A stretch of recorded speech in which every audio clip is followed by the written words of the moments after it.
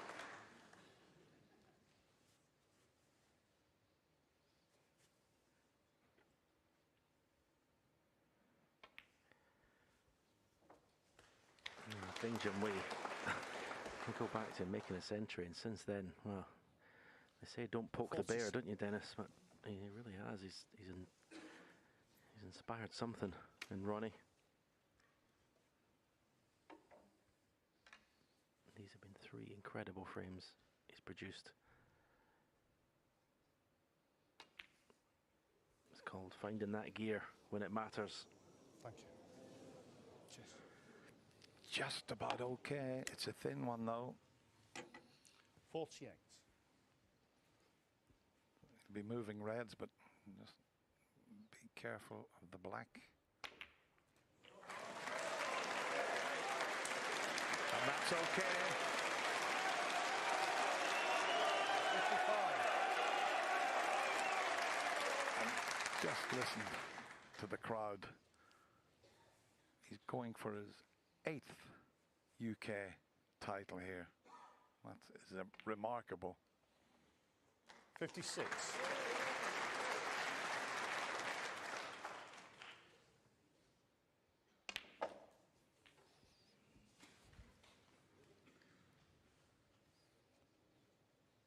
$63. You kind of knew, didn't you, when he potted that first red? 64. You just knew. And the Ding had played his last shot.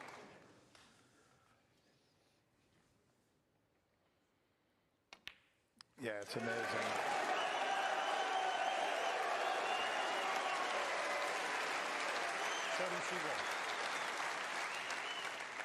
Ding Junhui didn't want to risk 72. playing off the right side of the reds. He might have cannoned the one that's still there. Decided on a 2-cushion escape, and that was his last shot. But both players have played remarkably well in this final. It looked at the start, when Ronnie led 3-0, he was going to walk away with it, but Ding Junhui has played superbly well. Most of his frames have been won with one visit, and well done to Ding Junhui. Great to see him back to his best form, but you're just witnessing the greatest genius that's ever picked a snooker cue up here.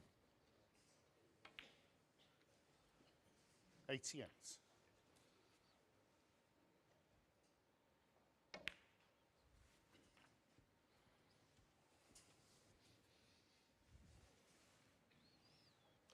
$94. 95.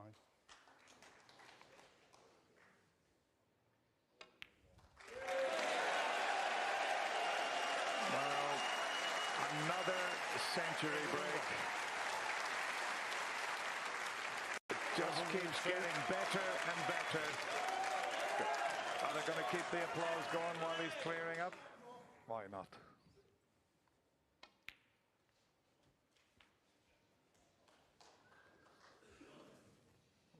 You're witnessing something very, very special. Legend. Well, 109. so much shout about legend, and he still potted the red. I don't think a legend's a strong enough word for what you're watching here. 117. Right-handed, left-handed.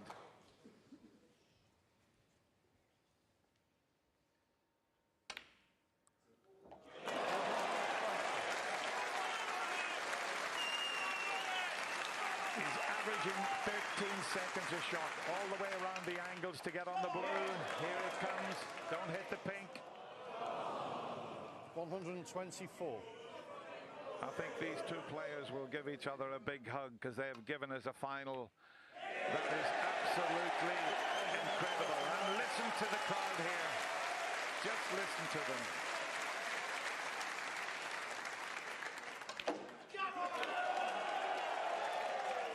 Don't go in the pocket. It doesn't matter. The crowd are on their feet. The players are smiling. Isn't that lovely to see? But you can't take it away from the genius that is Ronnie O'Sullivan. He becomes the 2023 Mr. Q UK champion. Brilliantly played, both players. Well done, boys.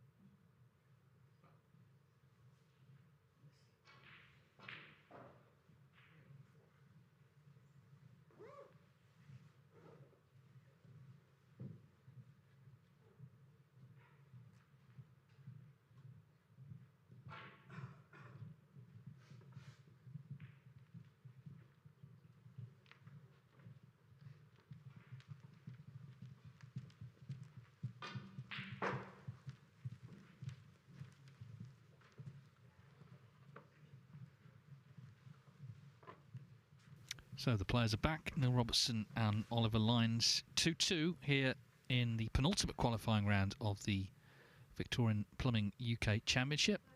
First to 6 will progress to Judgment Day, the final round of qualifying. It's been an interesting match this. Robertson looked very good early on, 52 and then 102, his breaks. But Lyons made a terrific clearance in frame 3, dominated frame 4.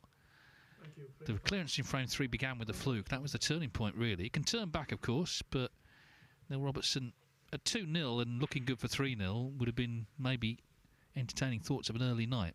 As it is, it's level.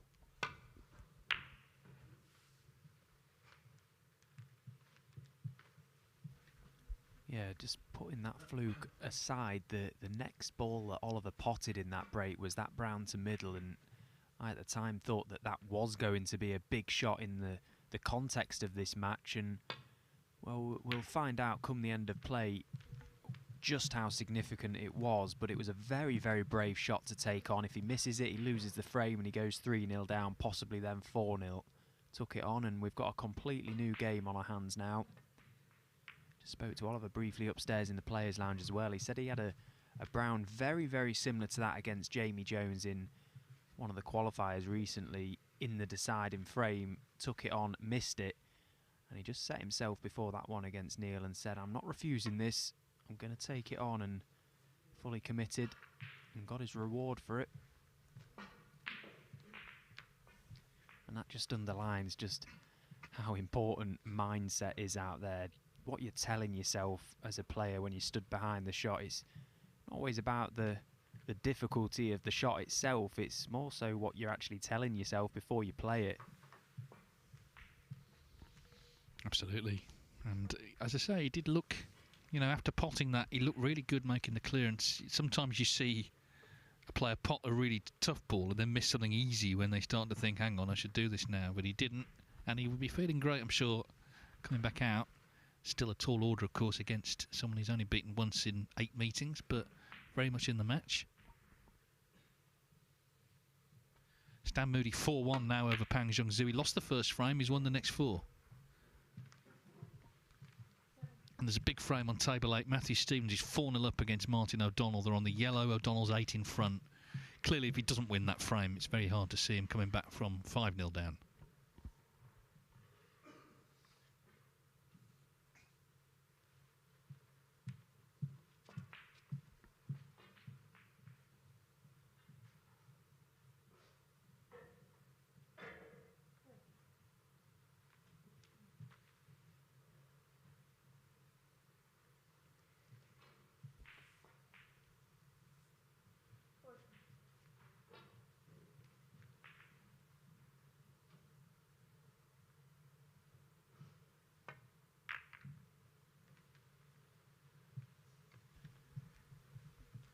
Cue ball was heading towards that corner pocket, just got the pace of that shot right, did Neil. These tables are very, very quick. They've caught a few players out already this week.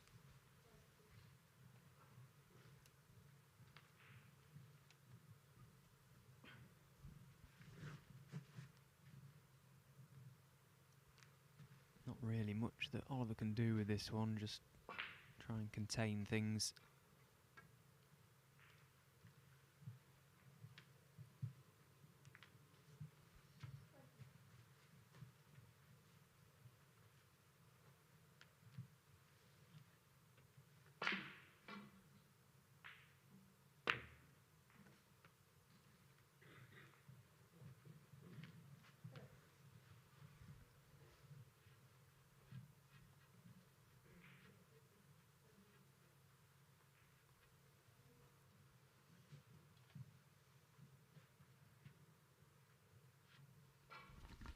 Another match that's gone to the interval. 2 each, Chris Totten and Schuster.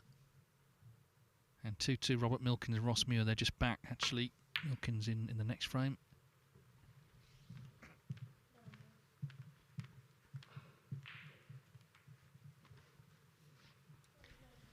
Remember, there are still a couple of matches to come back on that have been pulled off from this morning's session and this afternoon's session. I was just making my way down from the players' lounge to come back into commentary. I saw Ben Wollaston trudging his way up the stairs, and he sort of glanced my way and said the word brutal. And that's exactly what his match was and is against Joe Perry. They're still to play to a conclusion. Yes, 4-3 to Joe, so there's a possible 4 frames there. And you might think, well, that's not many, but to get to the interval, i.e. to play 4 frames at the start of the match, it took 3.5 hours. We don't know what time they're going to be back on, obviously, and we certainly don't know what time they're going to finish. It was brilliant because Ben's wife, Tatiana, was sort of skipping along behind him with the biggest grin on her face, and Ben looked like a completely broken man. Well, of course, the one bit of good news for Tatiana, she's not allowed to referee it, so she won't be here till midnight or whatever time, 1 in the morning.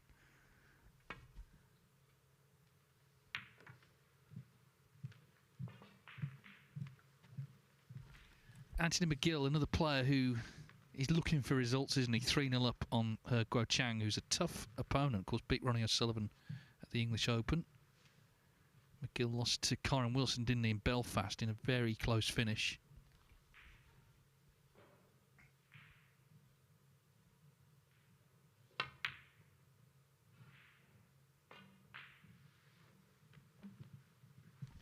Robertson just trying to get in, get going again, you know, in full flow. He's such a prospect, isn't he? But just had his wings clipped a little this evening.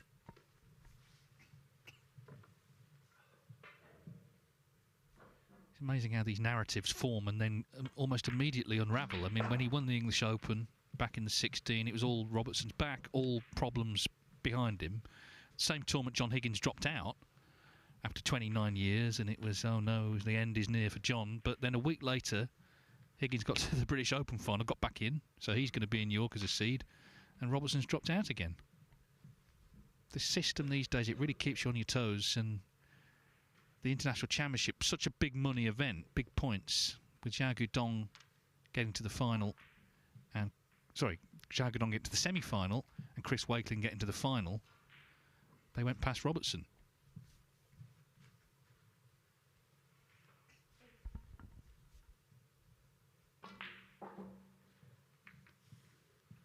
Yeah, and as players, you're always looking to go deep in any event that you play in, but I think if you take it one step further than that, I think timing is everything nowadays. The deep runs you have, if you have them in the right events, they can be far more fruitful. For example, the China tournaments tend to always be big money events, the Triple Crown events, of course, as well. The new Saudi Arabia ranking tournament is another one to add to the list. You know, if you do well in those events, have deep runs, inevitably you are going to be going quicker up the rankings. Yeah, it's a good point, and people might not realise, you know, not every event is the same in terms of points. It is on a prize money basis, so, you know, for example, Judd Trump won the Saudi tournament. Now, he wins a lot of tournaments, but that was $500,000. That was 5 Home Nations events, in effect. So Neil Robertson won the English Open, but Saudi event was worth 5 of those.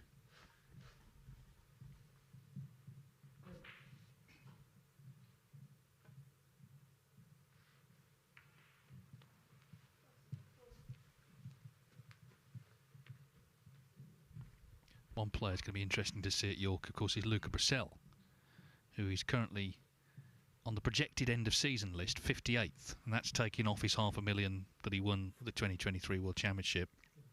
Now, a lot of points can go on before that, but he's struggling, isn't he? He's not made a century this season, Brissell. Not really had any results to speak of. His first round match in York is going to be huge, because if he wins it, he will be guaranteed 15,000 ranking points. That's going to take a lot of pressure off. If he loses it, he gets nothing. And by the end of the year, he could, you know, be out of the 64 provisionally. So, be fascinating to see who he draws. Yeah, just how big is that draw going to be on Thursday? That's a great point you raise about Luca Brissell. I'm sure there's a few names potentially that he will be desperate to avoid. Of course, anyone that qualifies is going to be a tough match, having matches under the belt already. But Luca is bang in trouble this season. Yeah, and if he doesn't do well in the UK, he's running out of tournaments to get in the Players Series, which of course is ranking events as well. So he's sort of running out of events, and you know it could. I mean, let's hope it doesn't, because he's a big fan favourite, Brissell, but it could end up coming down to the first round in Sheffield. Might have to win that match even to stay on tour, which would be extraordinary. But anyway, that will look after itself if he can get some results.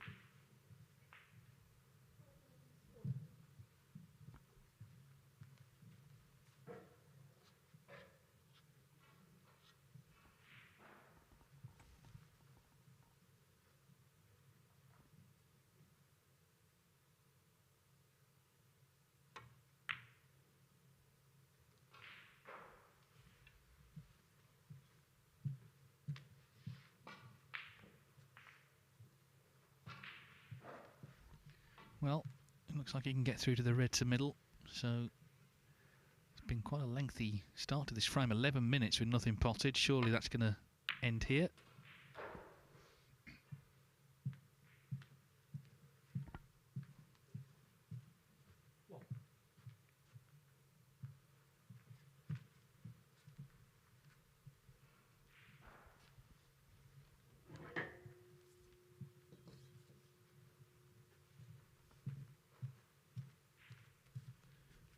Three UK titles is a terrific achievement, isn't it? Ronnie O'Sullivan has the record with 8. Steve Davis has won 6. Stephen Hendry 5. Big numbers, but Neil Robertson at 3, alongside John Higgins.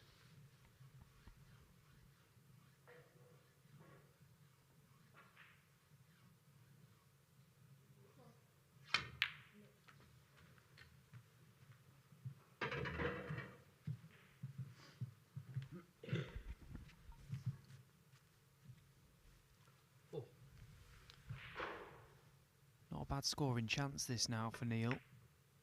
Just finding his way in this break, just trying to tidy the frame up a fraction and get his cue ball back down this business end. Blue and black, well accessible. Reds spread quite nicely.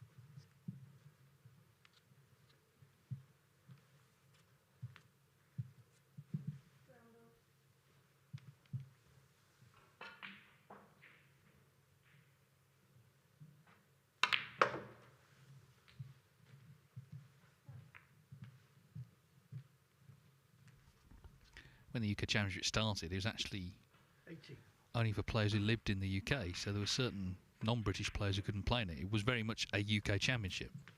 It was actually won by an Irishman, though, the first year, Patsy Fagan, who lived in London. Didn't actually become a ranking event until 1984. So Steve Davis won a couple that, you know, were not counted as ranking events, but it was still a major event when he won it.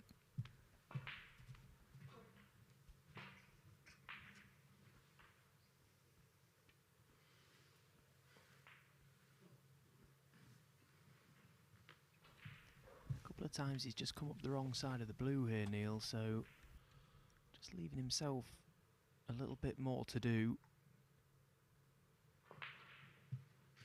Can't really get too close to his next red, so gonna have to rely on that laser-like cue action to bang another one in from range.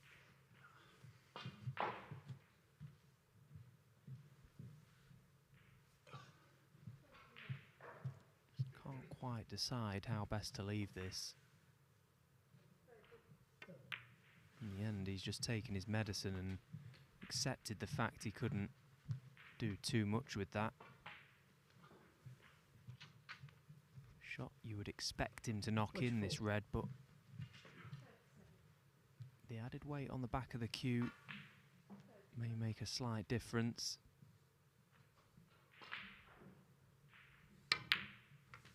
Well, no issues at all.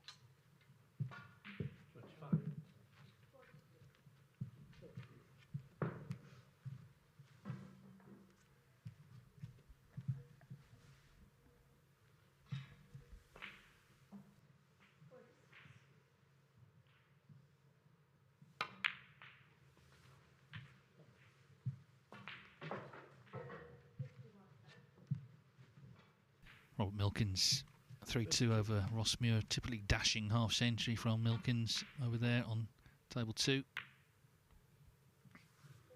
And this has been good stuff from Robertson as well. The interval maybe just helping him get his thoughts together.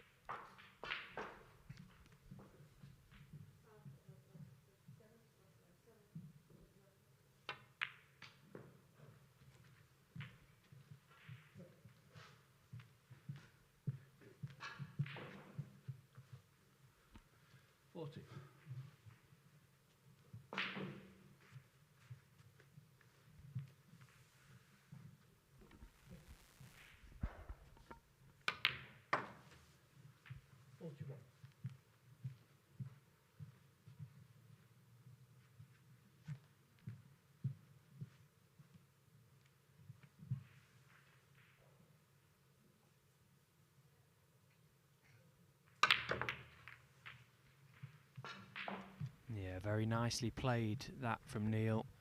Took the chance, was perfect on the black to get into those reds, and watch how this cue ball spins into them again. It goes once and comes back again, just opens them up.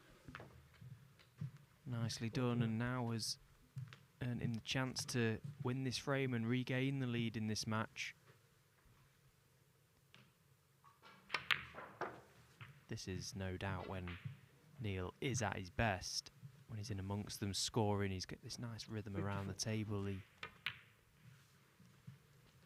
Quite mesmerising to watch, isn't he? How he sort of parades around and just goes about his business when he's in stroke. Can be very intimidating. I think part of that intimidation actually comes from the way he actually does go around the table. You can see he's probably got the best posture I've ever seen. And you see how just straight back he is, and he walks with his shoulders pushed back. All that, you're keeping an eye on that when you're in your seat. He just looks completely full of confidence all the time. Yeah, it's fascinating the other night when he played Mark Williams, who of course has a different manner entirely. It's all sort of laid back and lackadaisical and, you know, none of it really matters sort of thing. Both very effective in their own right. Anyway, this has been an effective break. That black gets him to 70 with 67 on, so this is the perfect start to the second half of the match. It took 11 minutes for a ball to be potted, but Neil Robertson was left that one to right middle, this pocket, and has ploughed on nicely and has his chance to make a second century in the match.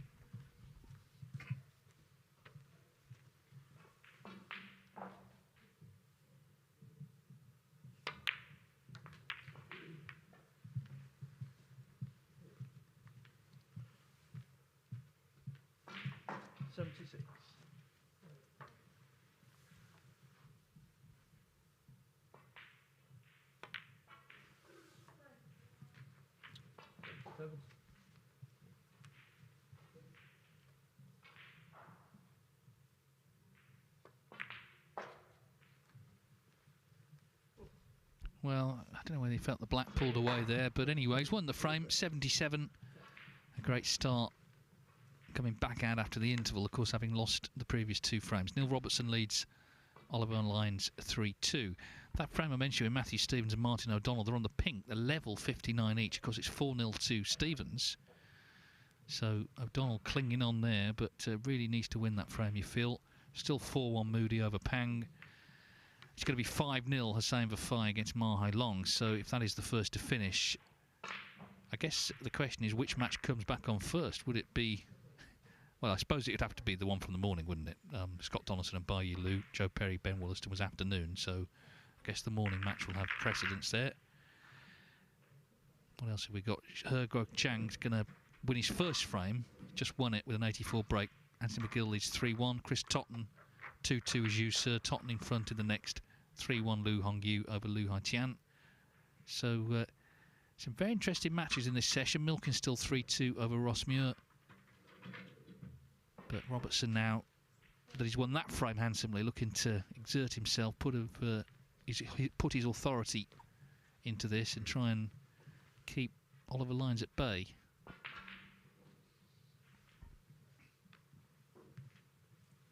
Thank you. Frame 6. Oliver Lyons to frame.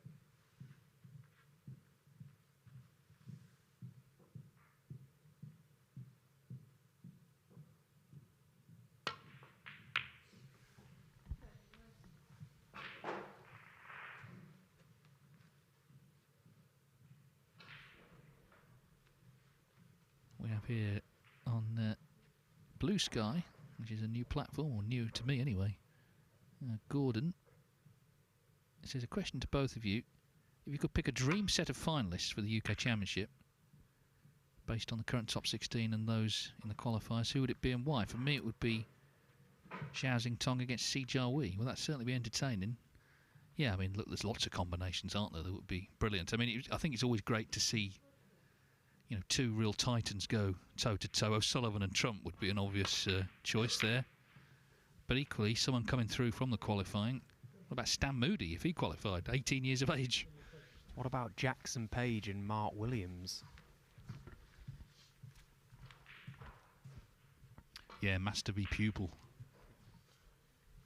Yeah, there's so many. I mean, you know, you can pretty much guarantee whoever comes through will be a great final on December the 1st.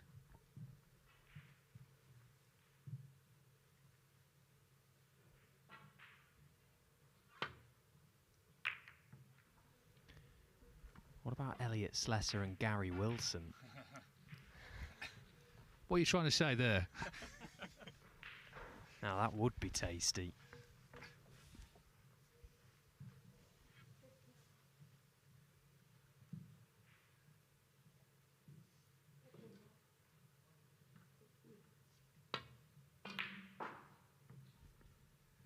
Matt Lester says, because he plays on the Disability Tour, he says, on the Disability Tour and I think the World Ladies Tour, we have the mercy rule where you can't play on for more than 3 snookers when there are no reds left. Should this be implemented in pro tournaments? I'd be loath to do it personally. I mean, look, let's be honest. We've all seen frames where you think, oh, don't come back to play on, because you know it's kind of futile, but sometimes you get them. And that's happened. I mentioned earlier, Zhou Yulong, you know, he looked like he was in the final of the Scottish Open. He was on the colours with Gary Wilson, so the reds were down. Wilson needed 3 snookers. He got them, and obviously went on to win the tournament. What a great name that is, the mercy rule. Mercy for who?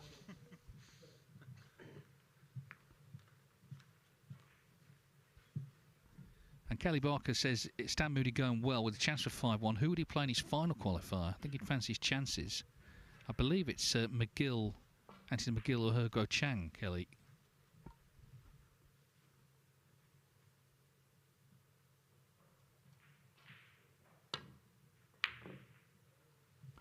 Oh, Lyons taking a big shot on there and not getting it.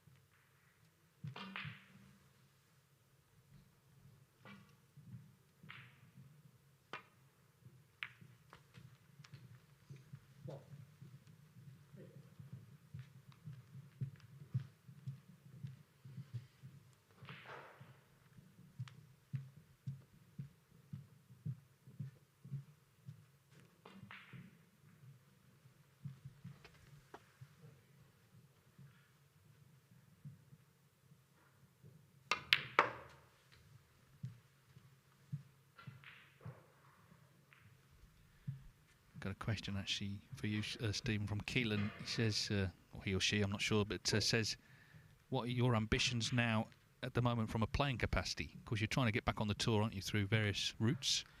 Yeah, I'm playing currently on the secondary tour to the World Snooker Tour, the Q Tour.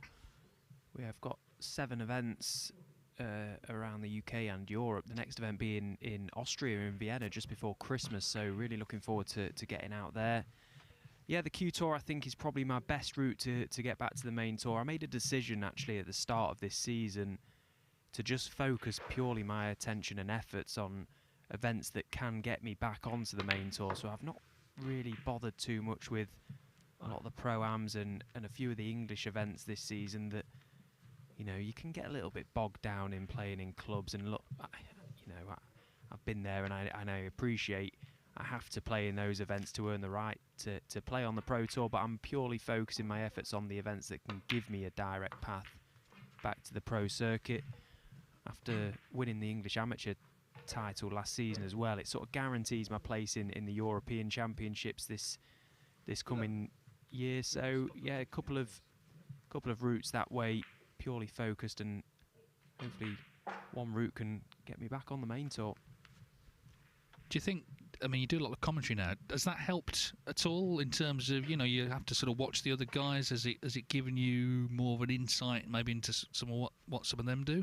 I actually got asked this question in an interview recently down the club, and I really do think it has, because ultimately I'm watching more snooker than I ever have. You know, when you're practicing day in, day out for hours on end, you know, I don't like to go home and put the snooker on. I'll be honest. You know, it's an escape while I'm there, but I wouldn't necessarily go home and watch the snooker. But I often find myself in matches now in certain situations, particularly when I'm in the balls or if there's a scenario that I'm not too sure about. I say to myself, like, what would I be saying in commentary? Like, how you get a bird's eye view of the screen here, and when you're at the arenas, you see the game from a different angle, and it's certainly opened my eyes, particularly with shot selections for sure. So I think it's helped, yeah.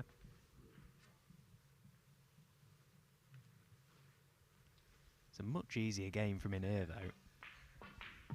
Well, funny enough, I think it was me, it may have been Phil, but we were on with Peter Lyons, and we said, you know, no one's ever missed a shot from the commentary box, and he said, actually, I have.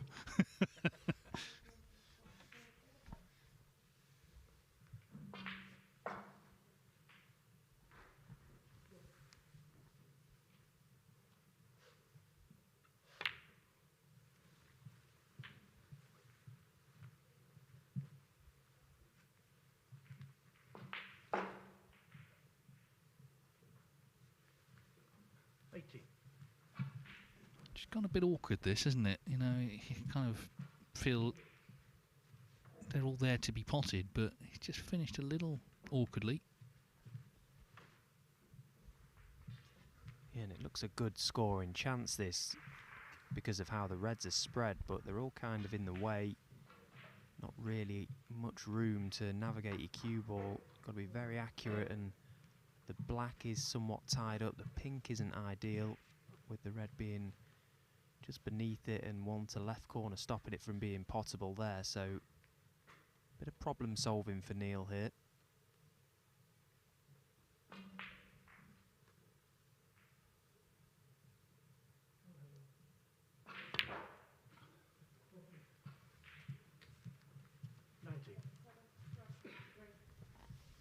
That epic frame with Matthew Stevens and Martin O'Donnell's been won by the Minister of Defence, Martin O'Donnell. So 4-1 to Stevens.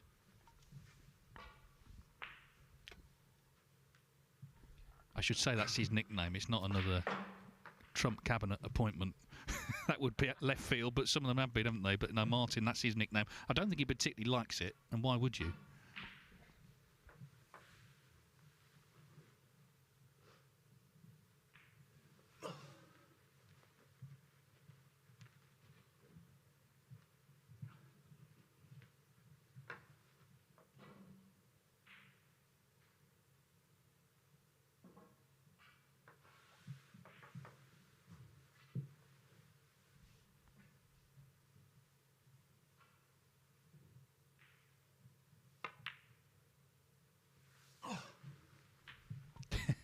Well, he's managed to not only pot it, but get up again. So, again, it's just... It is a bit of hard work, this, even though, as I say, you sort of look at the table, you think, oh, well, he can't miss from here. He's had to just sort of manoeuvre things.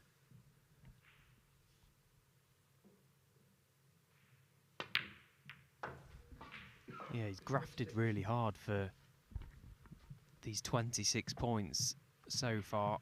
Feels like he's been at the table for an age, Neil, but not really done that much damage to the scoreboard. But the longer he is at the table, he's just chipping away at these reds.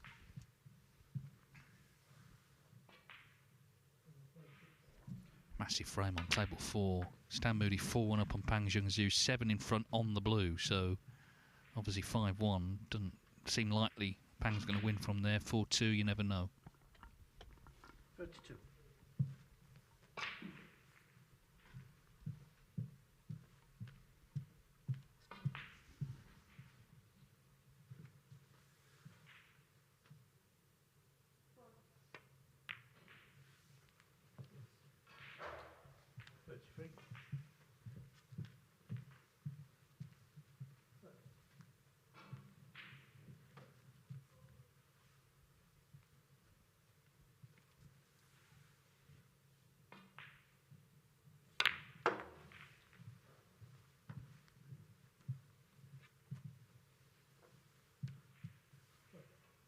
$38.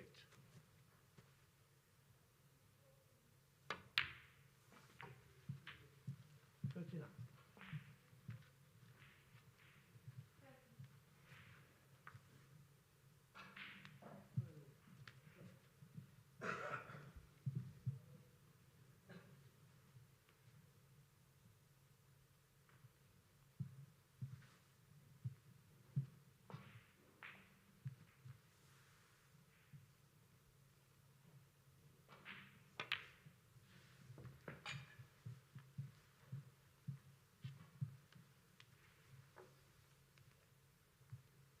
$45.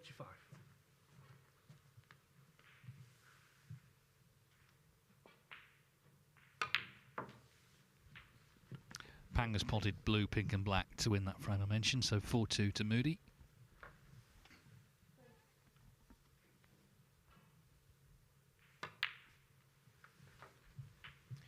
Meanwhile, that pink puts Neil over the half-century mark for this contribution. Still a few more reds needed to 52. extend his lead to 2 frames once again.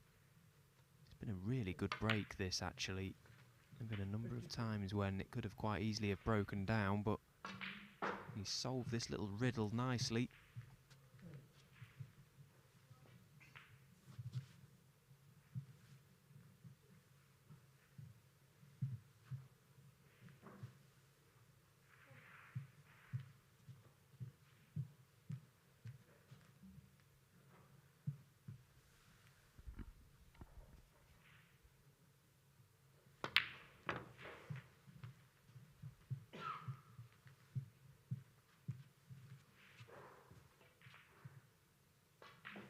$59.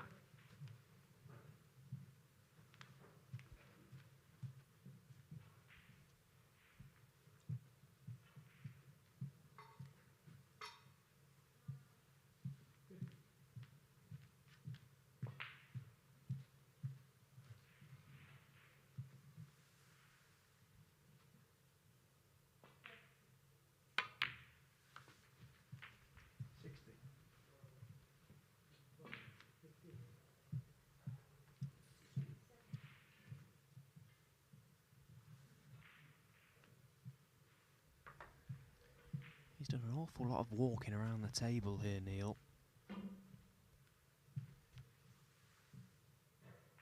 Seems to be making absolutely certain that he knows exactly what shot he's going to play, but just slowing himself down a fraction.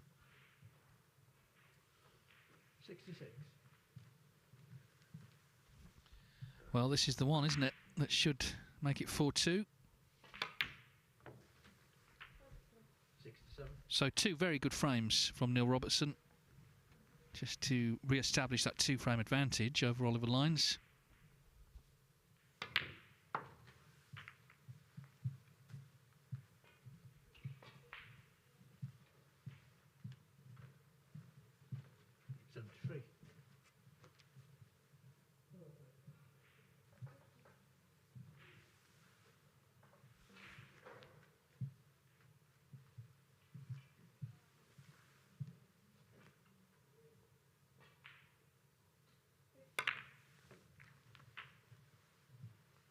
74.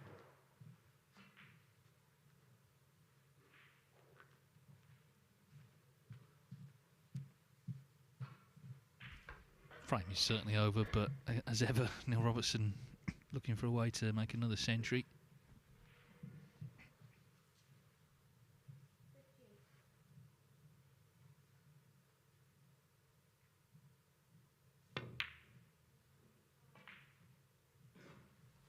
Not to be, but 74 will do nicely. Really had to work hard for those, and he was up to the task. So 4-2, and suddenly it feels like he's making his move here.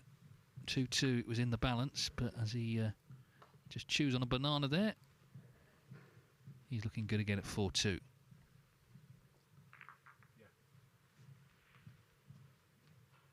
A tournament in China where he took a banana in and was told by the referee he couldn't have it, but I think there was just a misunderstanding.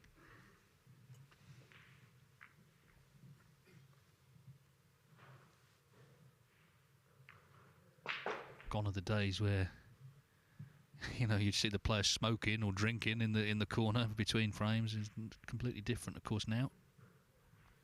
The game's gone. We're all eating fruit at the table now.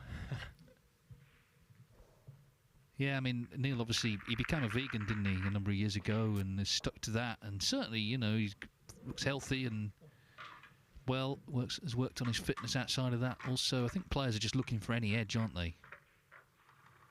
And health is certainly one of them because, OK, it's not a physical sport, but you do need mental stamina.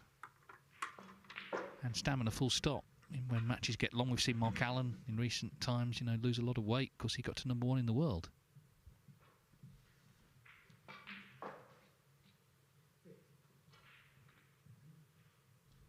Martin O'Donnell, having won that dramatic 5th frame, is now well in front in the 6th, so there's mileage in that one yet.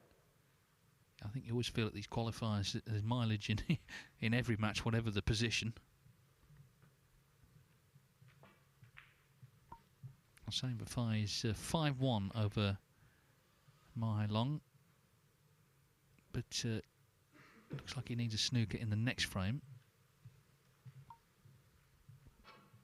A reminder, there are still 2 matches to come back. Scott Donaldson against Yulu. That'll be on the first available streaming table. And Joe Perry and Ben Wollaston. It's 5-3 to Donaldson, 4-3 to Perry. So, obviously, they're waiting for matches to finish before either of them can come back. Thank you. 3%. Neil Robertson.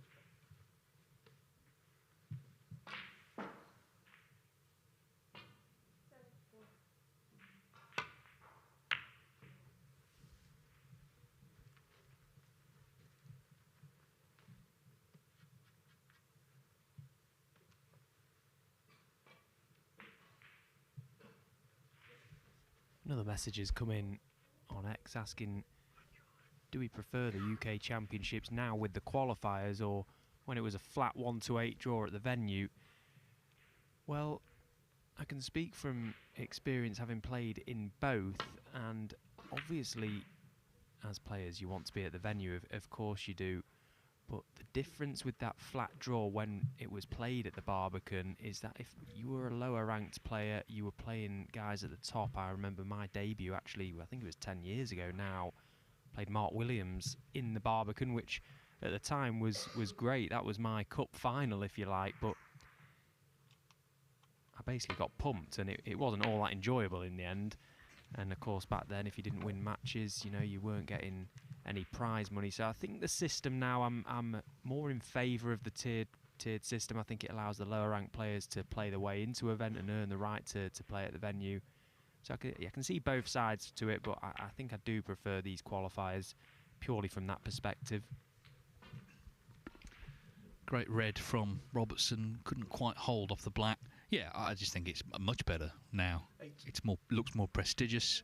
You really earn your place if you qualify, and you go in there full of confidence.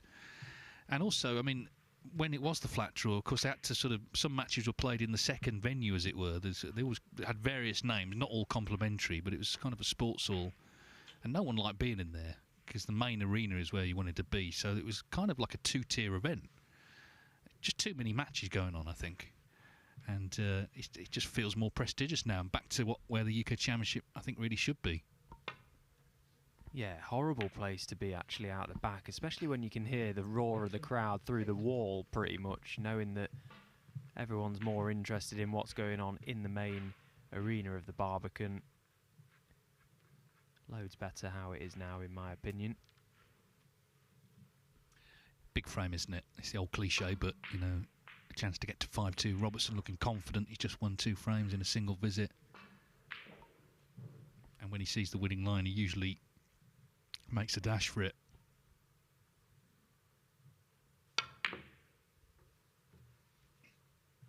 I've had a lot of messages today, which we really appreciate, from all around the world. And, of course, this has been offered free on the World Snooker Tour YouTube and Facebook pages. If you're enjoying the coverage, do let them know, because there's more likely to happen again in the future. So on X, they are at WeAreWST, at WeAreWST. Let them know if you're enjoying the coverage, you'd like to see more of it. Yeah, and make sure you subscribe to all the WST pages too, because there's a lot of backstage action that you don't necessarily see, video clips of shots, interviews with players. There's all sorts of behind the scene content, so always worth keeping an eye on the social media pages. As Neil Robertson attempts that red to the green pocket, got too close to it really. The red wasn't able to come away had it had not gone in, so chance for Ollie to knock it in now. Oh, but he's rattled it, so already 2 frames down. Not the sort of shot you want to be missing against Neil. Trying to claw his way back into this match, Oliver.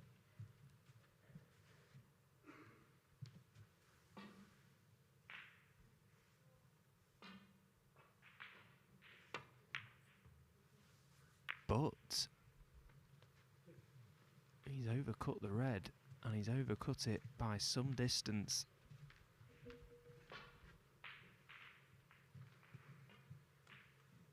Well, we would look for potential turning points. That could be one. We'll see what lines can make from it.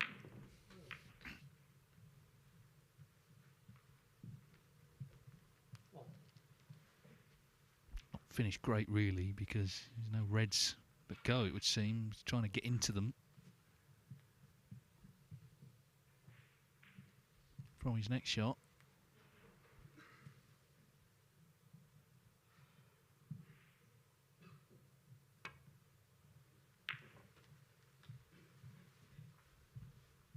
Well, it's a tough pot, this red to the green pocket, and not only the pot, he has to find a nice angle 6 on his next colour to disturb the pack of reds. So 2 things to consider here. One eye on the pot, one eye on the position. Yeah, and it made the difference. It was not an easy pot by no means. Oliver line 6. So a couple of errors in this frame already.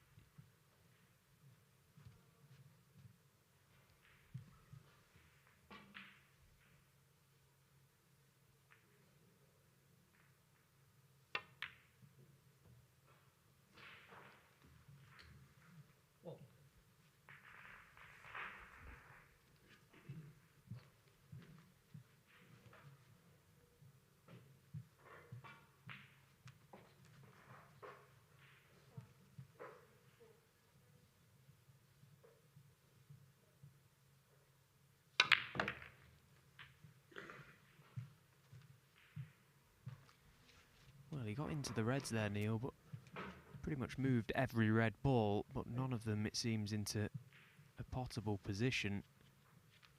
Didn't really go into them with all that much authority.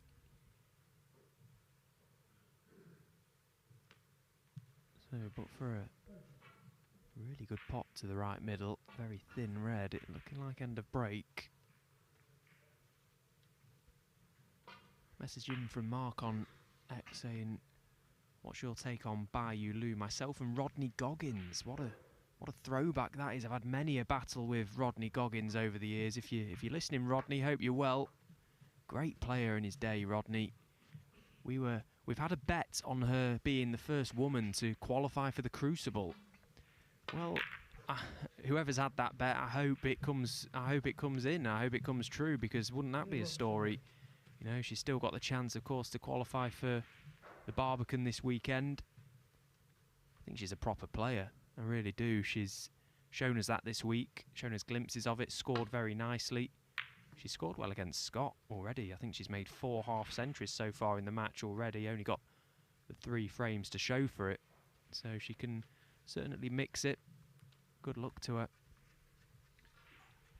Yeah, very much so. It's because her first season, so she's still finding her way on the Pro Tour. But this has been, well, successful so far. We'll see what happens later when they come back.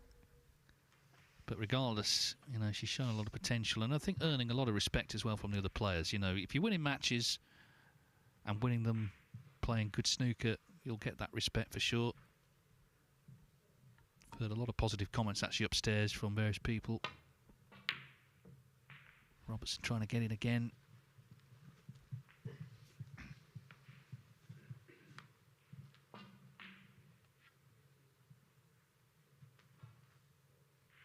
I say upstairs, that's where the players' room is, and you know, the offices. It's not just sort of generally people milling about. Now, Oliver Lyons is going to have to start taking some of these chances soon.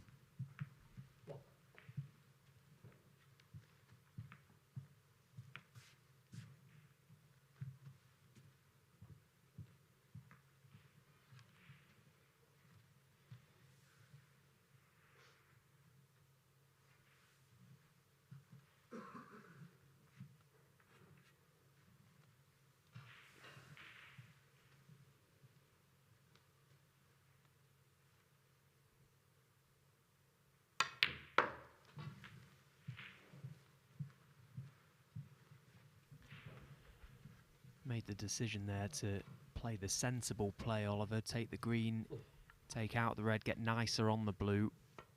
He sort of toyed with the idea to take it onto the corner pocket, but just sort of steadied himself. Doesn't need to take any risks. Okay, he may have knocked that blue in, but again, just the first couple of shots of a break key, especially when you've not had much table time in the previous 2 frames. Now there's a couple of reds available for Ollie before he needs to really do any damage to the little cluster of reds.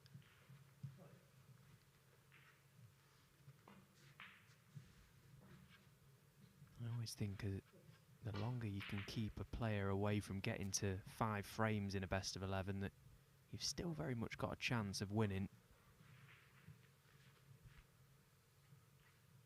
Ollie just needs to keep Neil at arm's length.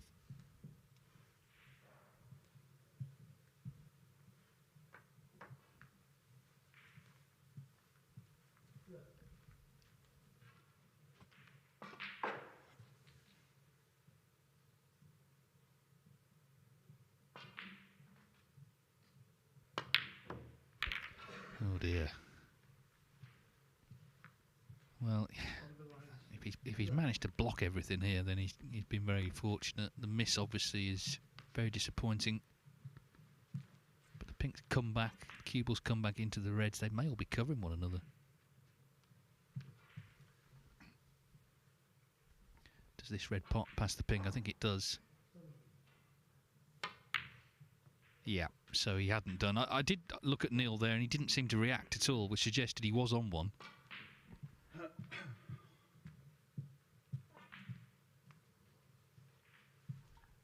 I always think with these matches, it's one thing to be completely outplayed, it's another to have the chances, and Lyons has had a few, just not be able to quite convert them. It's not been the story all night. Of course, he made the great clearance in frame 3, won the 4th as well, but that was a chance, and it didn't come to much. Some of these matches are really tightening up now, though. We've got 3 each, Chris Totten and Zhu Se. Pang Zhengzhu is a long way in front, although Moody's got a chance, actually, 52 behind in that 7th frame. Lu Haitian looking like it's going to be only 3-2 now to Lu Hongyu. So as these matches develop, they can get pretty tense, to say the least. 4-3 Milkins over Muir.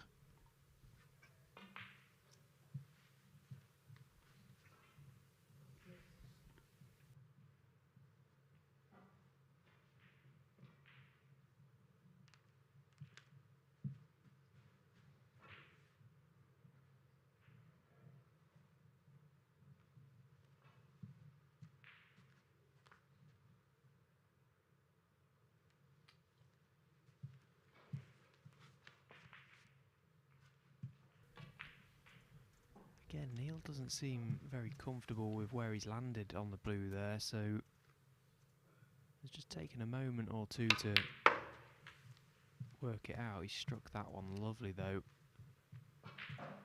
Does hit the ball with plenty of authority. 4.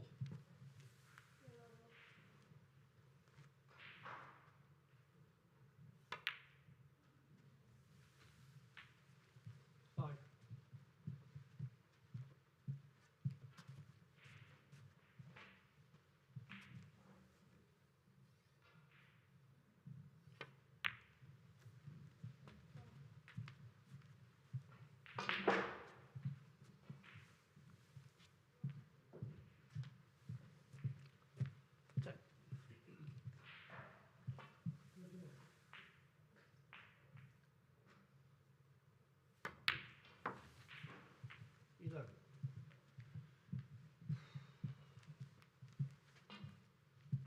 Anthony McGill 4-1 now over He Guochang. The winner plays either Moody or Pang, and Moody has a chance to make a big clearance there to lead 5-2. That's a big moment in that match on table 4. Of course, from tomorrow we'll be able to jump around these tables, so we'll be able to bring you the best action from. We'll be down to 4 tables, so we can cover all of them. And if you have Discovery Plus, you can watch all the matches as well in their entirety.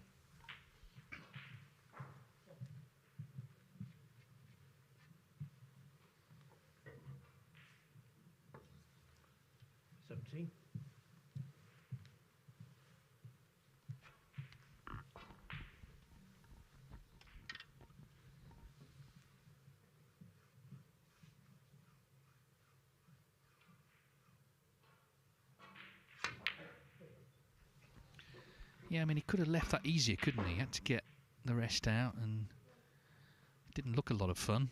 Still kind of expected him to get it, though. Robertson. Yeah, that whole break from Neil, that very small break of 17 wasn't a lot of fun. He's been very pedestrian at times when he's got in amongst them, sort of just, I feel, getting in the way of himself a little bit, looking for problems, and he was ultimately found out there. Again, sometimes the balls can dictate and it can run slightly awkward. There's been a number of errors from both players in this frame alone. Feels like a really big frame now. Neil wins it, of course, goes within 1. If Ollie wins it, it's back to very much game on.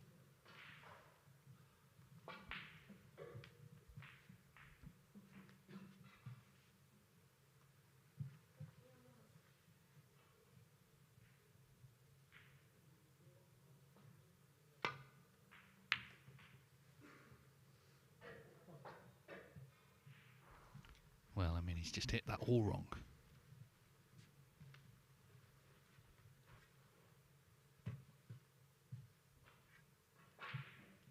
He says he feels he's playing better than ever, but frankly, the evidence isn't quite there. He's playing well, yeah, he's playing well, but that spell 2 years ago when he won those 3 tournaments, that was godlike snooker.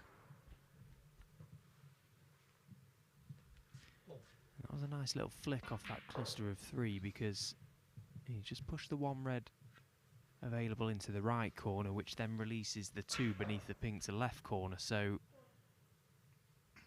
it's a good chance to get back into this frame for Oliver.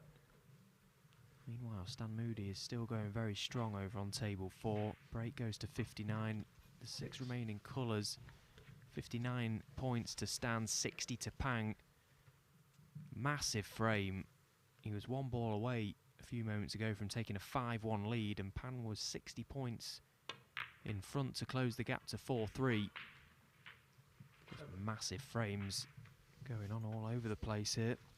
Yeah, it's getting to that time of night, isn't it, when these matches are really coming to the boil, and this frame is a little bit here. He's got a couple of safe red lines, but he could easily have lost the frame by now. Remember when he missed that pink to right middle, and may not have expected to get another shot after that. 30.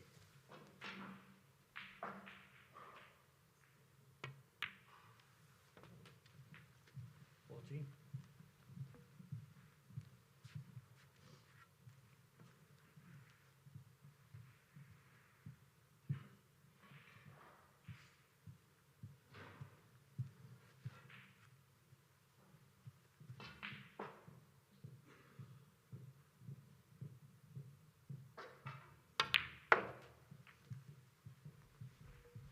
So now the hard work really begins for Ollie. He's got to look for an angle off his next colour to try and disturb one of these reds. Possibly pink to middle and try and screw the cue ball into the black. 20.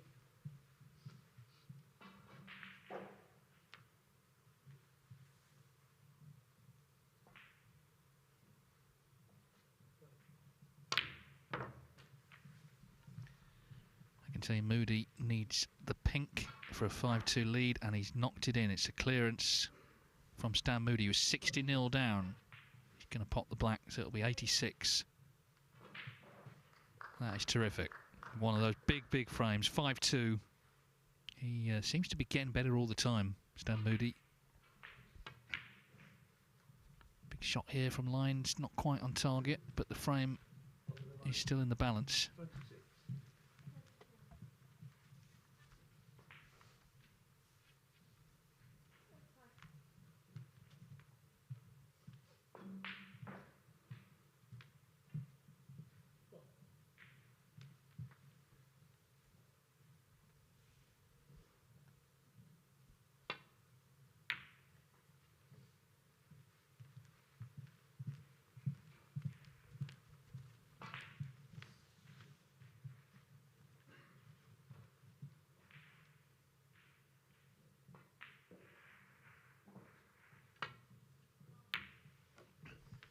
I've been told that if Hussain Vafai does win his match with Ma Hai Long and he's 5-1 up and at the table, then Scott Donaldson and Yulu will go on that table. That's table 3. So if you have Discovery Plus, you will be able to watch that.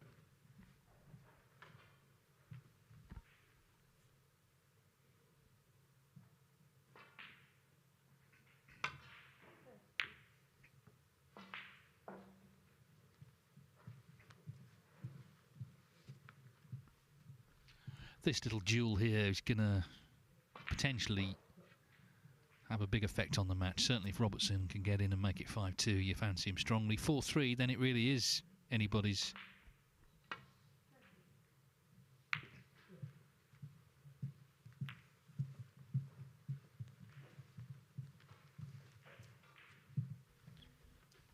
Both players at the moment very reluctant to go near that red on the side cushion. So often we see frames come down to the last red, and this one is going to be no different because there are no colours safe. Now Ollie has a chance to pop this red, and looks like he can get nicely on the green to try and promote that red off the side cush. So one good piece of cue in here, just float the red in, find the low angle on that green.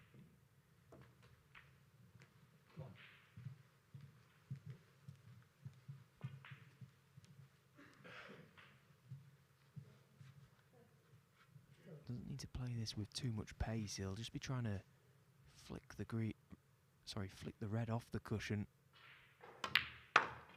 Use the brown instead, and he's hit it sweet. Has he got there? Has the red got there? I don't think it has. So close. Fractions this game is all about. A tad more pace on that red, and it was going to be sat plumb over the middle pocket for Oliver.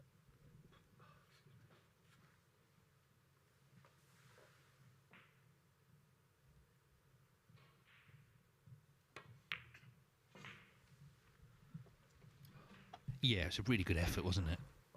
And well, that could have been 4-3 had he actually landed on the red.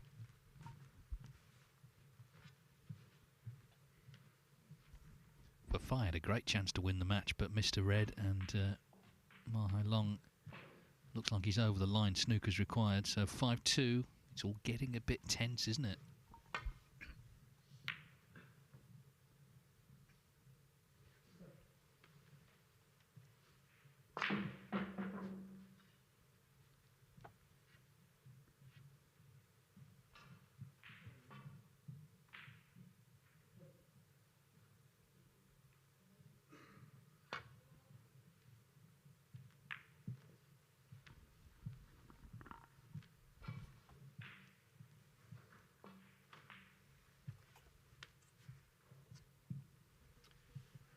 Well, A shake of the head from Oliver in the background there. He's not happy with that, and it's not a good safety shot. He's completely mishit that one and left the chance for Neil to knock this red in. But he hasn't knocked it in. So a couple of big let-offs in this frame. Oliver has to try and capitalise on that. Out of his chair like a whippet there.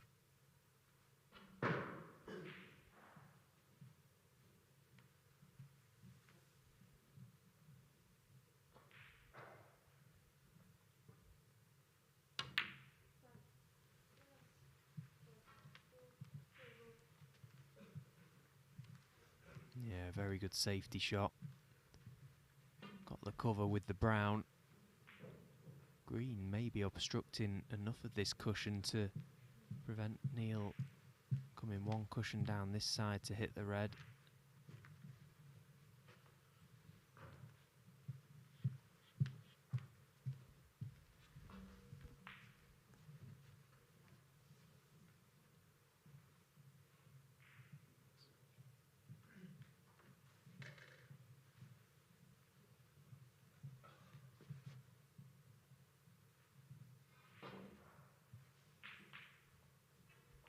So it's going to be a big swerve.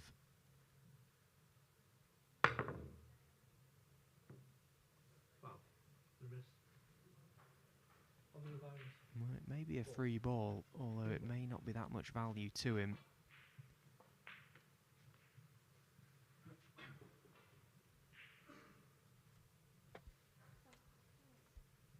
And he's just doing the maths.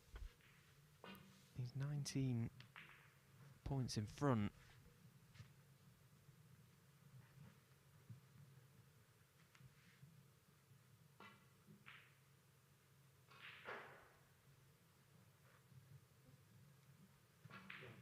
Round ball.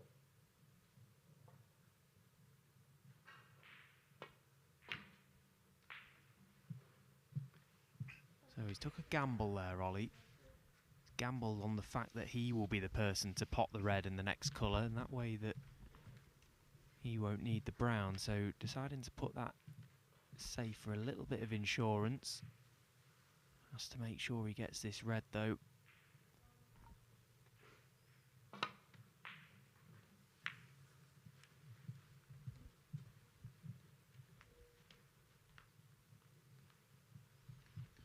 Yeah, I mean, this is kind of, as you said earlier, turned into sort of typical qualifying frame, really. But we've seen all sorts in this match. Robertson's had a century, some of the big breaks. Lyons has made a really good clearance. But they both know the importance of this frame. 5-2 or 4-3, big differential in scores.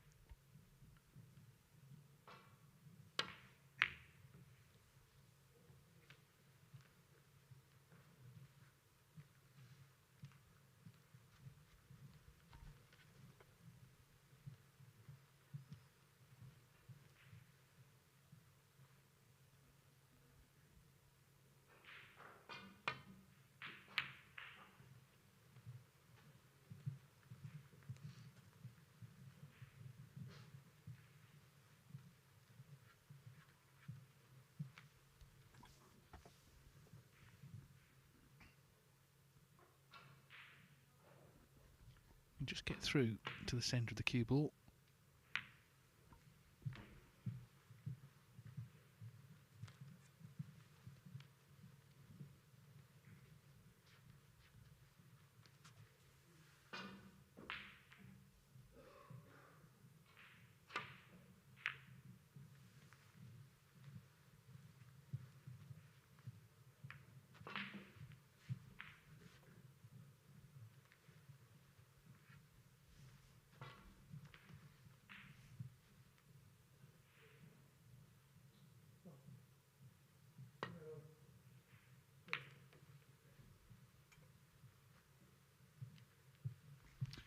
Well, you can see the real frustration there. So Neil Robertson, okay, he's put the brown safe lines. Obviously, he's done that deliberately. Neil Robertson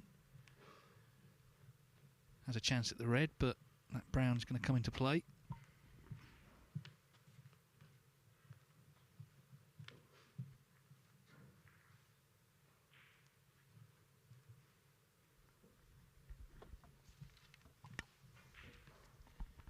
Yeah, the brown being safe basically buys Ollie another chance in this frame, but for a great shot in Neil developing it off the cushion or a big double, it means that he will come back to the table with still a possibility to win this frame, regardless of how many Neil makes at this visit up to the brown.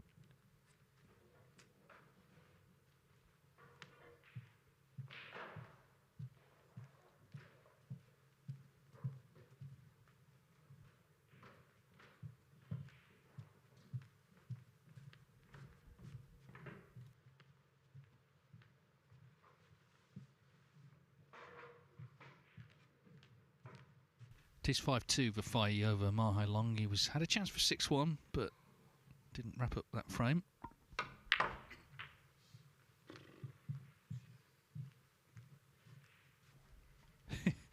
Well, Robertson didn't seem too thrilled with that one.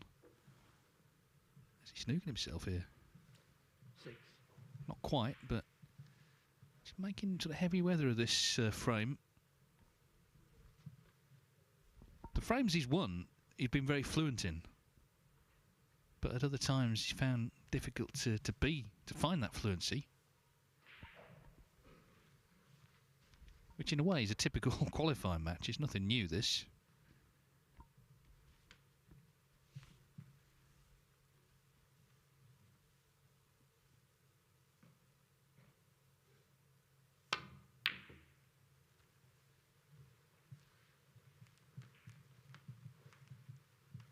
Neil Robertson, 6.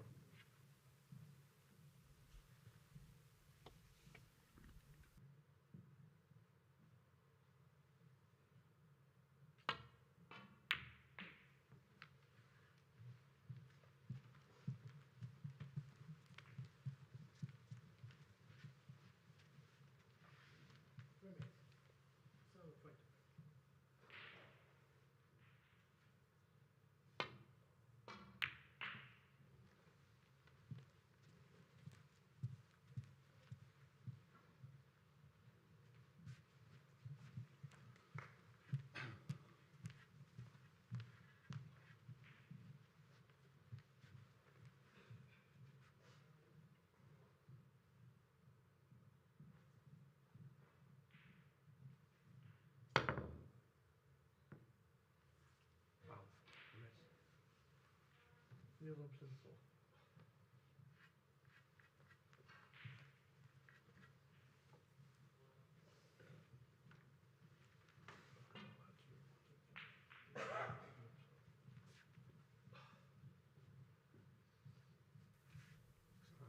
Very nearly left a free ball there. Oliver just needs to be mindful of that.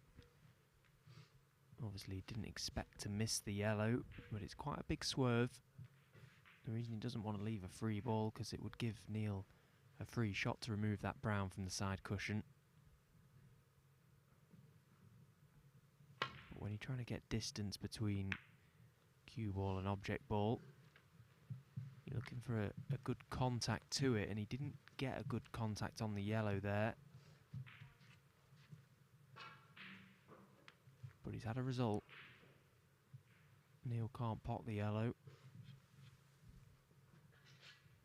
We're just trying to nestle in dead weight behind the black. It's a good line.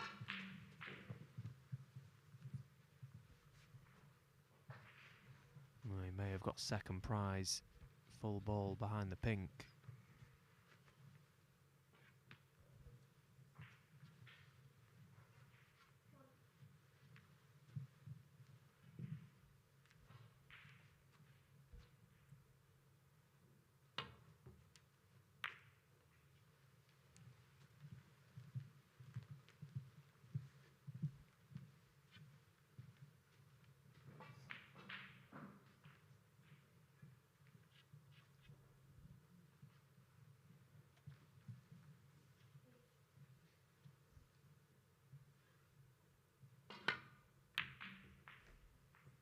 The ranking points from this event very valuable for Oliver in terms of the hunt for that place in the Grand Prix. Massive event coming up in Hong Kong. Top 32 players on the one-year list will head out there to compete in that big event. He's not a million miles away from a place in that. And of course, this is a big money tournament. Good event to do well in.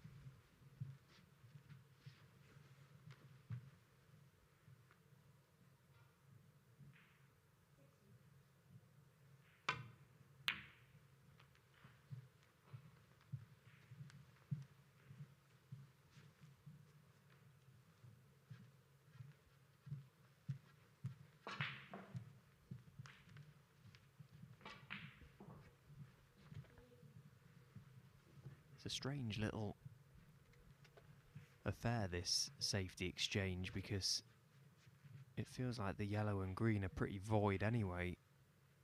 It's all going to come back down to that brown ball, but neither player wanting to give an inch, and you can't blame them. They both appreciate just how big this frame is. Although Oliver's not played a good shot there. He's blinked.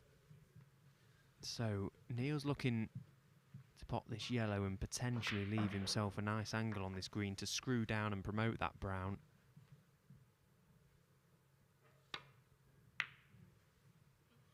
Well, he has to pot the yellow first. And if you thought these pockets were big on these tables, I see a lot of nonsense on social media over the course of a season. I can assure you the pockets this week have been tight.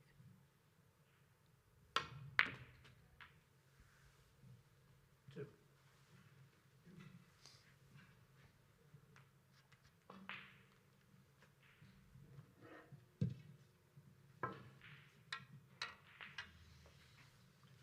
So the brown that lines put safe is clearly playing its part again. He will be in front as he thunders in the green, trying to get close to it. Yeah, 14 in front.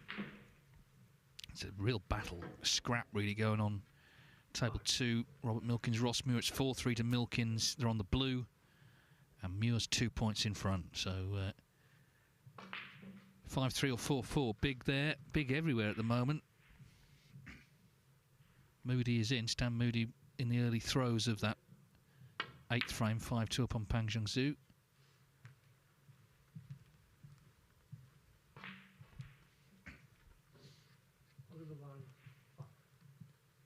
Chris Totten 4-3 over Zhu. So it'd be some story if Chris Totten got through. You know, he's not that well known, but you often get someone coming from out of the pack in these events in qualifying or getting close to qualifying. Matthew Stevens 4-2 over Martin O'Donnell. He was a couple of balls from 5-0, but 4-2. O'Donnell has got his teeth firmly into that one. This frame here has been 36 minutes that we're watching between Robertson and Lyons.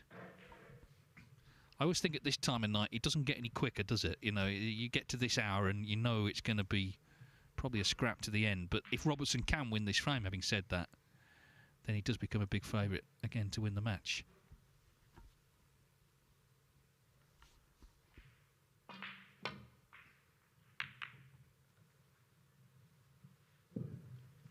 Purposefully using the black as the holding ball for the brown to keep it down this end of the table, and played a nice shot there, Neil.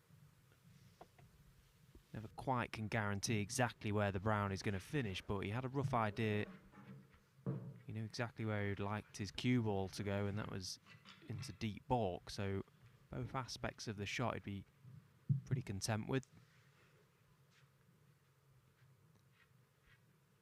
And the escape may not be too much of an issue for Oliver, but in terms of where the brown finishes, that is what's important here. Has to get this brown safe. There's the contact. And there's the safe brown. That's okay, he'll take that.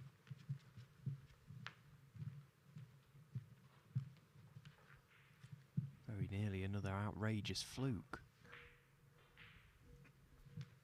Yeah, and don't rule one of those out either at this hour. Strange things happen when we get sort of past, or towards 10:30. Past 10:30, actually. Now, this is a mistake from Neil, and a potential big mistake. He's completely mishit the safety shot. And Oliver already 14 points to the good in this frame. Brown takes him to 18 in front with just 18 remaining. So one good pot on the brown, and he's going to have a shot at the blue. Just steadying himself here. He realises this is a big moment. And in goes the brown and a basic blue to follow. So massive frame. Long old frame it's been, isn't it? And he's battled well. Robertson has had definite chances. But it's looking like 4-3, and this now really is anyone's. You've got to put pressure on whoever you're playing. Robertson's under pressure for reasons we talked about earlier, getting to York, the Masters place, all of that on the line. All of that out the window if he doesn't win this match. And he's involved in a bit of a struggle now, 4-3. His lead has been reduced. I've had a couple of, on Blue Sky, I've had a couple of messages here. Tom Milliard, as we go later into the night with Robertson lines, what would you say is your moment of the season to date? My shout is Dave Gilbert getting the total clearance he required in the final frame of a Championship League group to progress. Yeah, I mean, that was actually here, wasn't it? Right early season. I mean, well, an obvious one stands out, Stephen. We were both there, the Judd Trump clearance in Riyadh. Yeah, absolutely. It stands alone for me. That was an unbelievable night of snooker. We were both completely gone. We don't know how those guys stood up. The clearance from Judd in Saudi, yeah, it stands alone in one of the best matches I've ever seen. In fact, not just of the season. And to Phil, that time of night where people start coming up with things, he says, I've always wondered what the game would be like if the colours were reversed. So the low-value colours were nearest the reds, the yellows on the black spot, green on the pink spot, and so on. I'd love to see this played one day. It's anarchy, Phil, is what you want there, basically. Anarchy.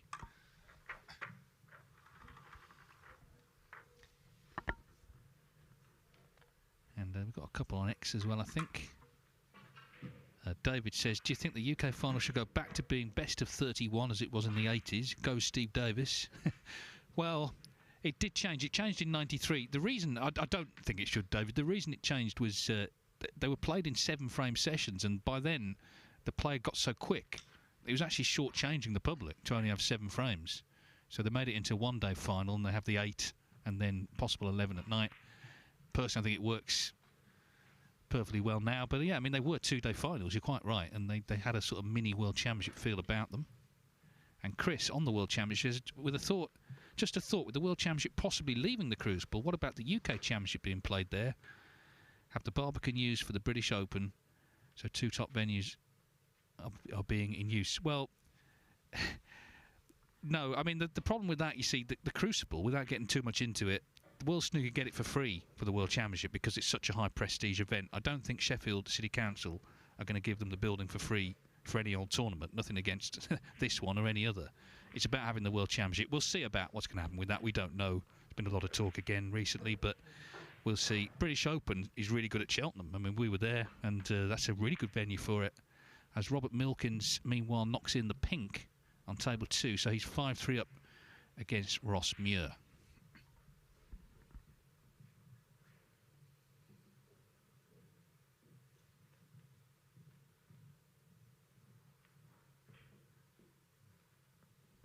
Martin Yap, he said, I was in the audience for Trump v Robertson at the Champion of Champions last week. I'm pleased to see Neil has speeded up a little.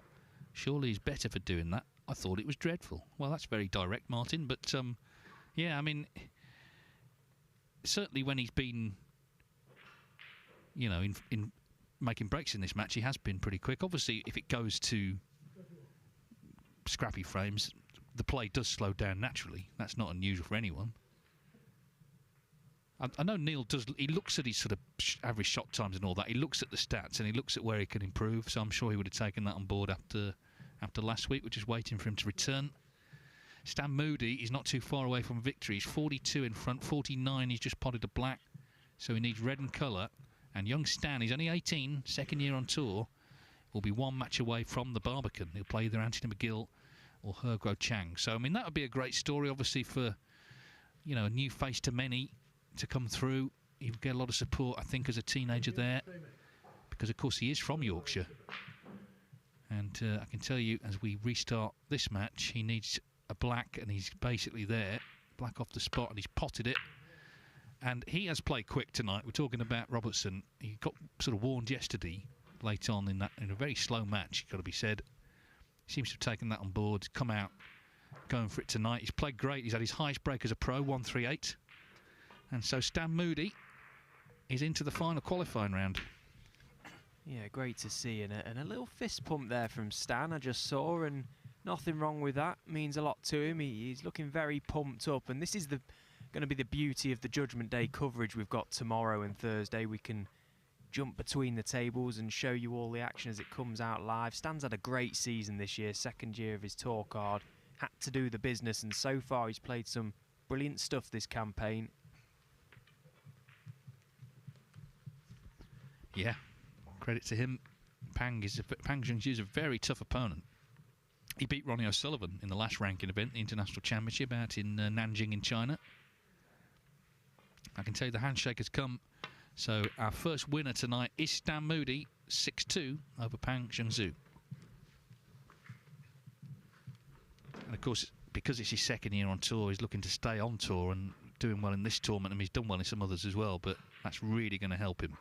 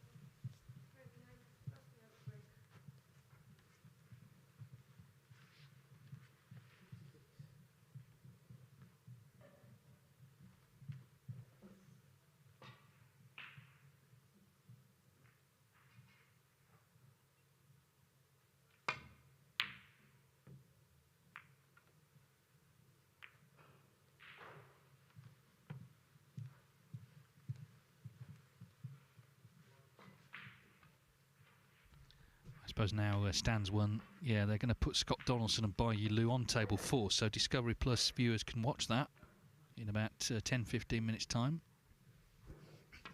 Joe Perry and Ben Wollaston will come on whatever table becomes free, whenever that is. It might be a while yet.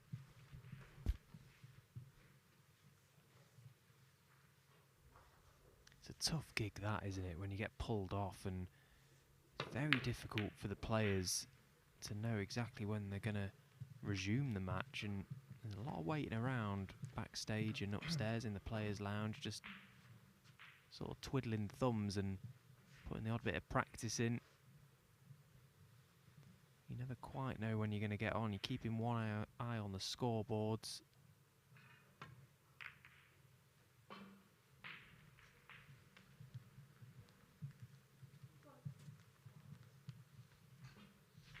Yeah, it's tough, but the fact is they had a lot of slow frames. You know, it's sort of controversial sometimes bringing matches off. I thought the Higgins-Wakelin one in China was a bit harsh, but they only played 7 frames, so the afternoon had to start. He couldn't delay players who were believing they were going to play at half 2. But yeah, it's not nice just hanging about, particularly this hour. You know, they're probably not going to get on until earliest now, half 11, to play a potential 4 frames.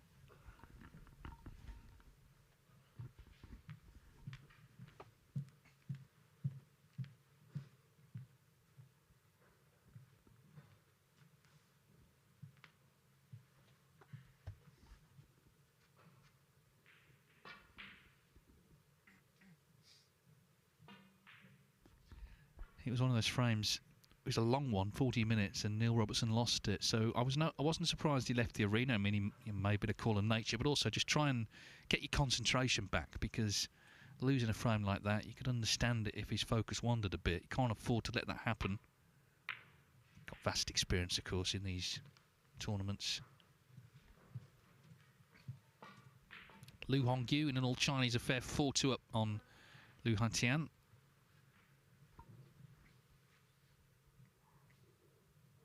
Ma Hai Long a long way in front against Hossein Vafai, who had a chance to win 6-1, but it might be going 5-3. It's that time of night where these matches are tightening up, and the arm is tightening up a little bit as well.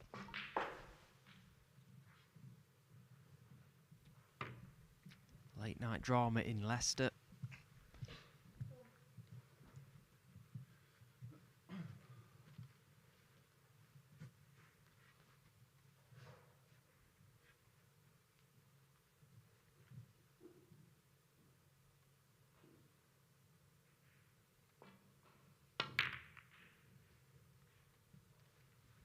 Well, this has now become one of those frames that I don't think any player enjoys.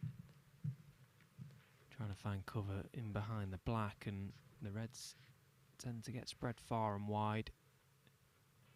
Ollie's played a good shot there. He's got that cue ball tight to this top cushion, which somewhat restricts what Neil can do with it. If he's going to try and get back to where it is, he's got to raise that cue pretty high. Quite easy to miss-hit this type of shot.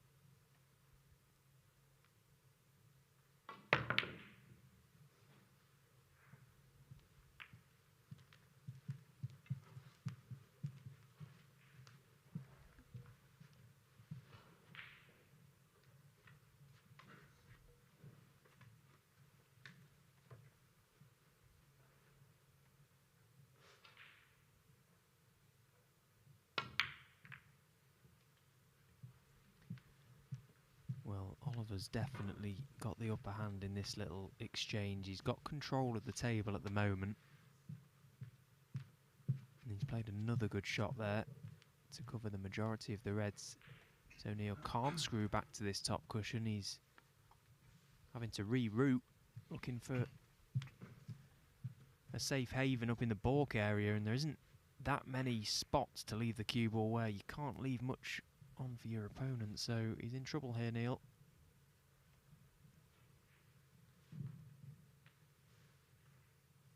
If he gets up into that corner near the green pocket,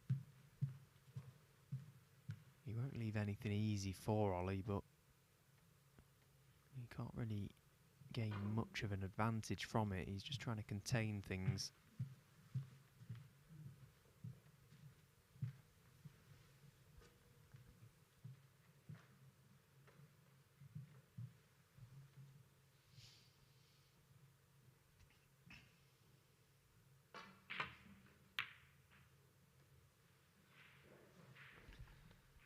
Well, that red that he played, I think he's on here. Just concentrate on the cue ball. He didn't actually get a good cue ball in the end anyway, but the red has travelled. So Lyons, having won that big previous frame, there's actually a choice of reds here. Has first dibs in this one. He must sense an opportunity here now. You know, it is a cliche that it's a big frame, but that last one was, because if Robertson wins it 5-2 with his experience, you do expect him to see it out from there. The fact that not only he lost it, but it was a bit of a marathon, might have just affected his rhythm. It just opens the door a little bit for Oliver Lyons, who's competing really well in this match. There have been mistakes from him as well, yeah, but he's won a couple of crunch frames. Remember that clearance he made earlier on in frame 3?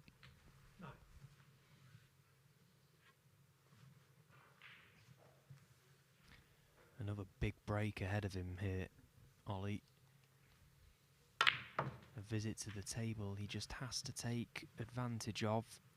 The reds have been spread from the safety exchanges we've had early on in this frame, so sort of the hard work of the frame has already been done. He's got to try and just keep this as simple as possible, doesn't need to overcomplicate things. won't see from Ollie is he won't be pedestrian in this situation. He likes to keep a good rhythm, see the shot, play the shot. Neil a couple of times tonight has taken a fraction longer than we're used to. He's spent a lot of time walking around the table. 23. Maybe he's just getting the steps in for the day, but now's not the time for that, Neil.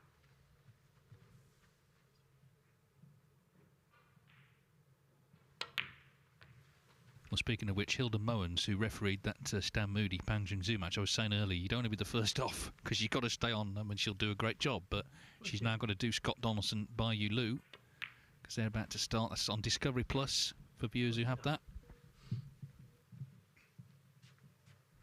Remember, it's 5-3 to Donaldson. Very closely fought session, that. Some black ball frames. Could have been any score, really.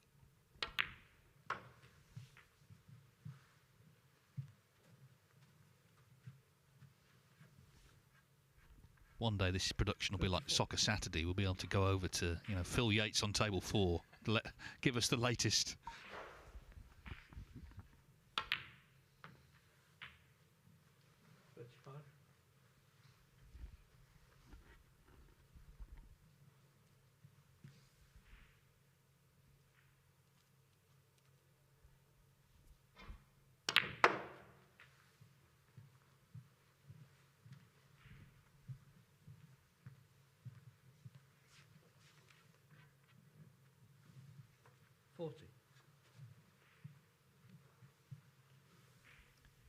Neil anxiously watching on. There won't be alarm bells ringing for Neil, but he'll be 41. slightly concerned with things at the minute, that if Ollie can take advantage of this chance, that he's now got a best of 3 for a place in the next round. He's certainly been given a match this evening, Neil.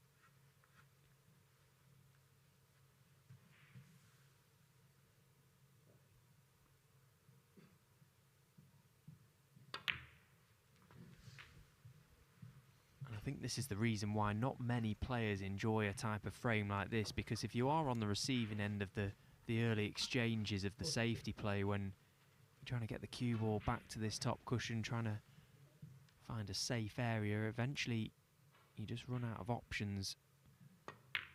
And it was Oliver that managed to play the decisive shot in the end that earned him the chance.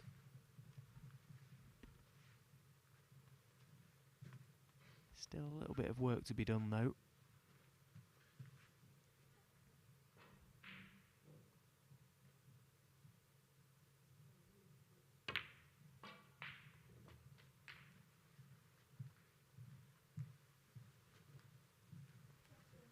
Well, he's played that nicely.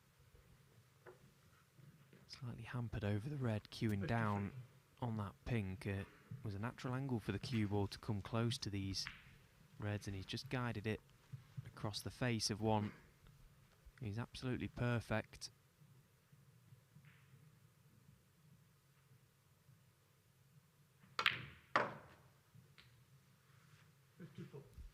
Well, I know you enjoy a stat, Stephen, at this late hour. I'll give you one here. Oliver Lyons, all the years he's played in the UK Championship, he's only ever made 1 century in this tournament.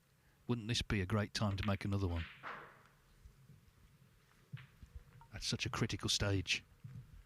Yeah, and there's even more at play, actually, Dave, because we went for a bite to eat before, myself, Oliver, 60. Louis Heathcote and Sanderson Lamb, and there's a little sportsman's bet going on between Sanderson and Oliver that who can make the most centuries this season. I think Oliver currently leads that by 1, so it's all to play for. Wants to win the frame, obviously. You know, an 80 will do, but it'd be nice to just sort of just plant the seed, I guess, in Robertson's mind. Look, if I get a chance, I'm going to make these breaks.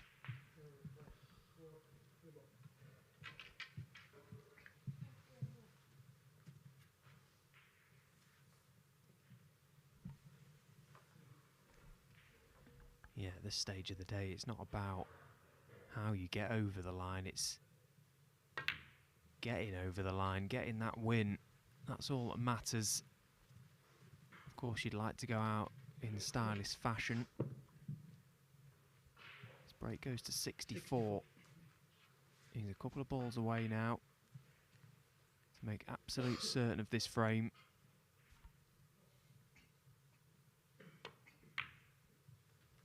Yeah, nice pot. 65. Well, you've got to think we're heading for a midnight finish now. It's 11 o'clock, possible 3 frames left. But Oliver Lyons, importantly for him, it doesn't matter what time it is for him, he's still very much in this match. Not just the scoreline, but how he's won the 2 frames. Very different frames. One was tactical. This has been one visit. 69.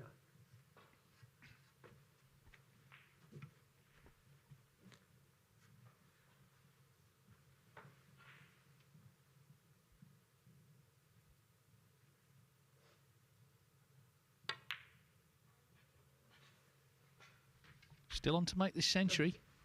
He made 101 one year. That's the only one he's made in the tournament.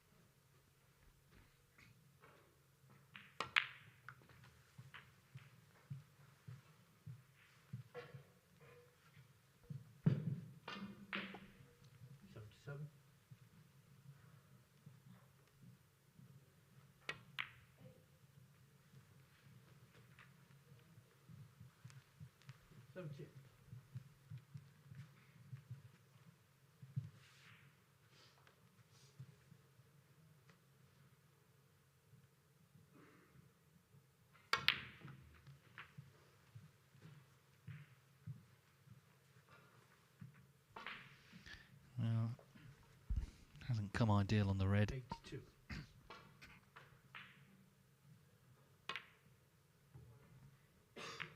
Oh, nicely done. He's trying to sort of recycle things. He's a big pink if he's going to make the ton, but listen, he's won the frame.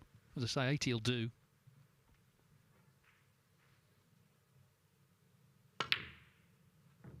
Oh, got close to it, but not to be. 83 though.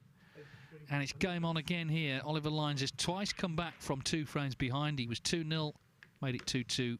He was 4-2 down, has made it 4-4. It's a best of 3 for a place in the final round of qualifying. And it's one of those late night thrillers that we enjoy so much. And by the way, there's plenty of them on.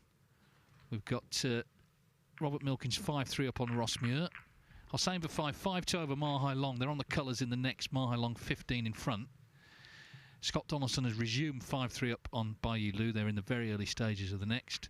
Lu Hongyu 4-2 over Lu Haiqian. Anthony McGill 4-2 over He Guo Chang. Chris Totten 4-3, possibly going 4 each with Yusa. And Matthew Steems and Martin O'Donnell 4-2. It was 4-0 in no time to Matthew there. Things have tightened up, really, wherever you look. I think this has been the closest session of snooker we've had, actually. It's only 1 match has been completed this evening. There's a lot of matches this evening that as well look like they could go the distance.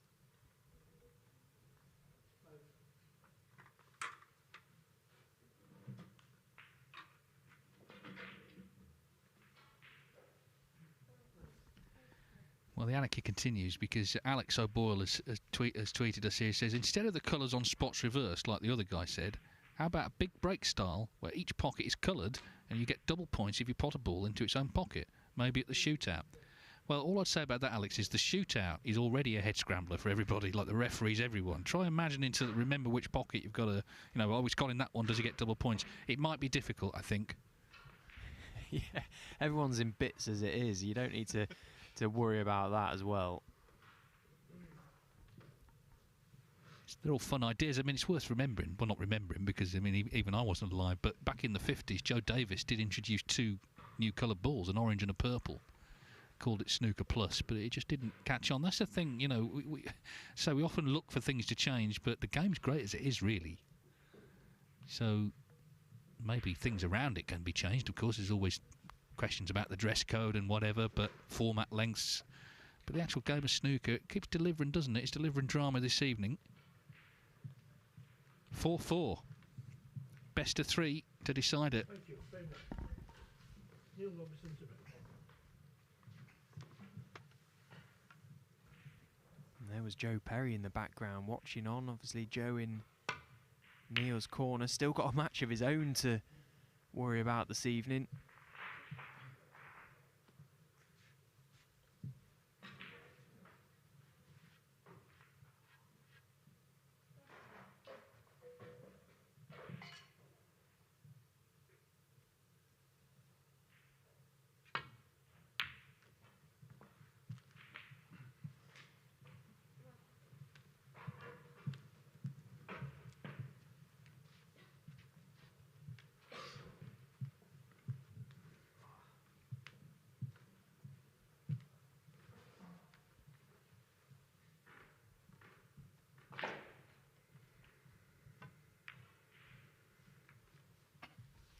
talked a lot in this match through the sort of lens of Neil Robertson and what it means to him. But I mean, Oliver Lyons, you know, he's looking for more wins after that run to the semis in Cheltenham. He doesn't want that to be his sort of season highlight.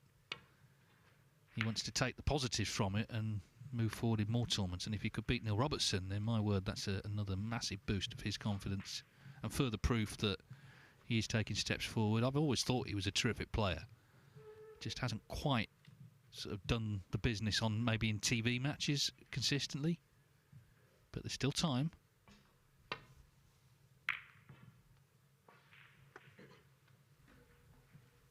Just caught that safety a little too thin there, Neil. But at first glance, he's not left anything on for Oliver, so just the safety shot himself to try and put a little bit more pressure back on. Purposefully getting the cue ball over to the left side of the table because there's more traffic down this side.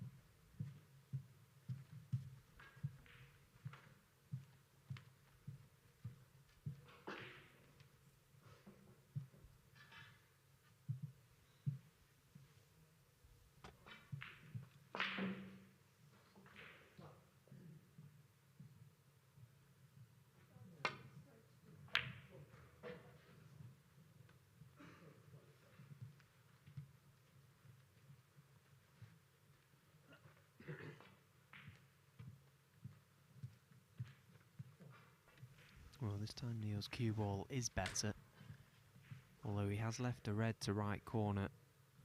It's a tough pot.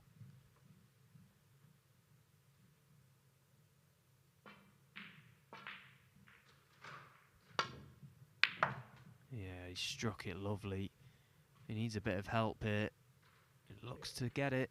He has done. He's had a favourable cannon, so is the tide slowly starting to turn here? Oliver looks to be growing in confidence the longer this game goes on. The balls as well. These little rubs, you're just always looking for those little signs as a player. Could this be the night?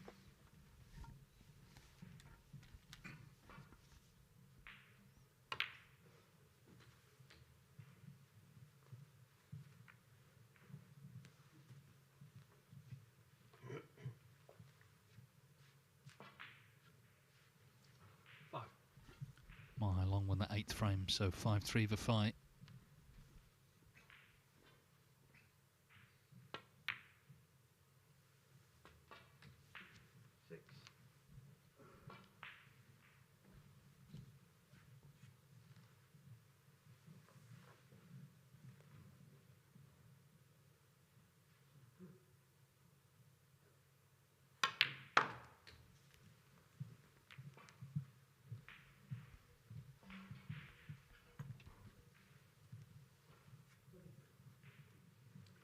No.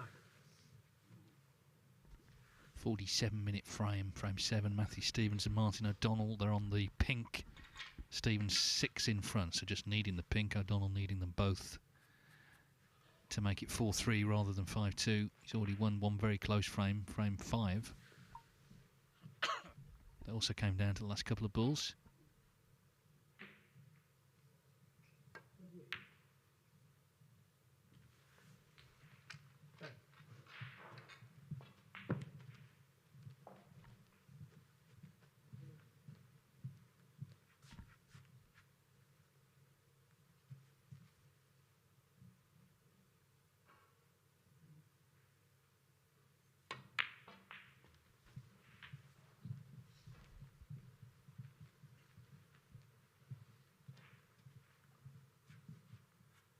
$70.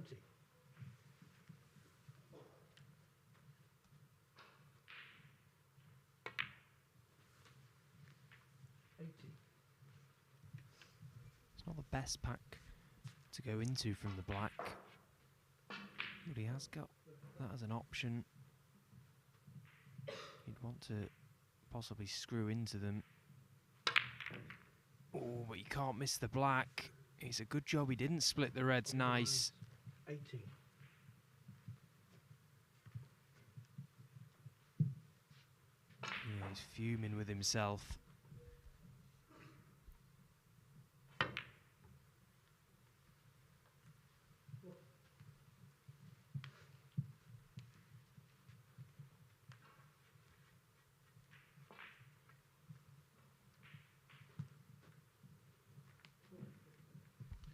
Hossein Vafai now has a very good chance to win frame and match against Ma Hai Long, and if he does, then I guess Joe Perry and Ben Wollaston will be on table 3 to complete their match, which is 4-3. I mean, it's 10 past 11.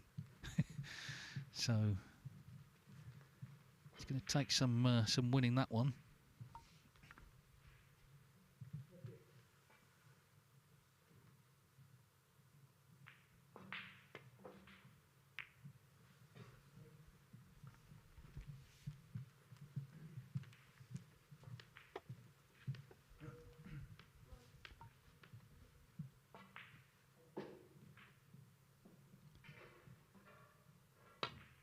If Vafai does win, then we'll have our lineup tomorrow confirmed for the afternoon.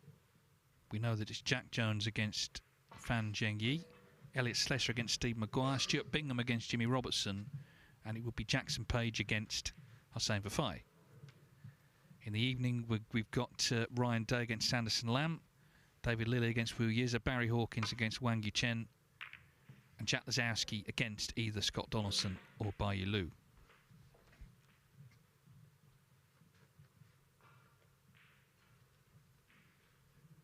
That's a nice safety shot from Neil. He may have covered all the reds for Oliver. So looking to just try and lay up 2 cushions in behind this loose red nearest the black. All about line and pace. Looks a little bit pacey. Line's good. Meanwhile, Robert Milkins has just beaten Ross Muir 6-3. That was pretty hard-fought stuff. Some quite close frames, but Milkins is through to the final round.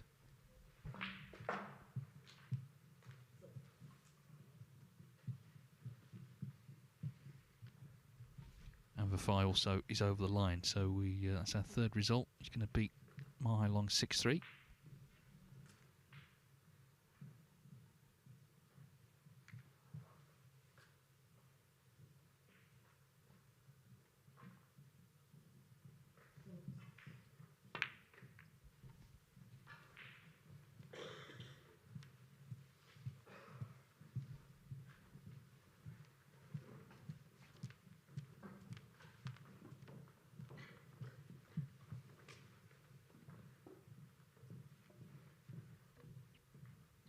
One of them frames where the red in balk may cause both players problems now.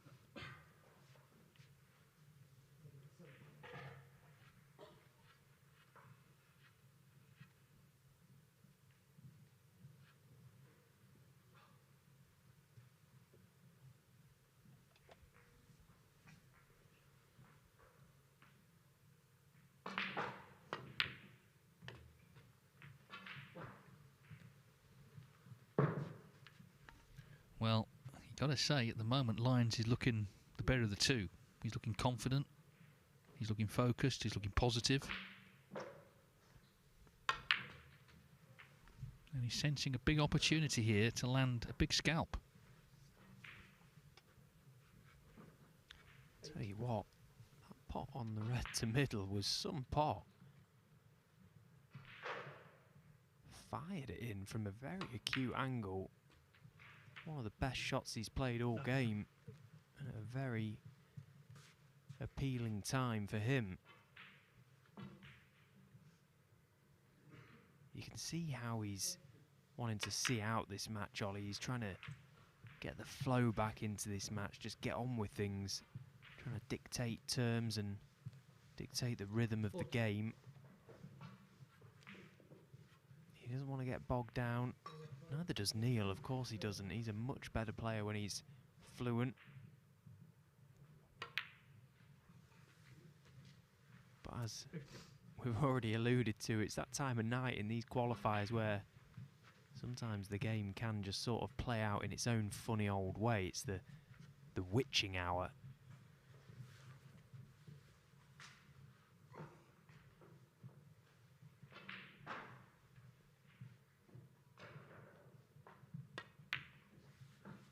Yes, and it can easily become the twitching hour, but Lyons looking positive, as I say, at the moment. Really on the front foot here. You can just see it in him. It's good to see as well because that's the sort of energy you need to bring in a situation like this. He knows the Robertson situation with the rankings and all the rest of it, the Masters.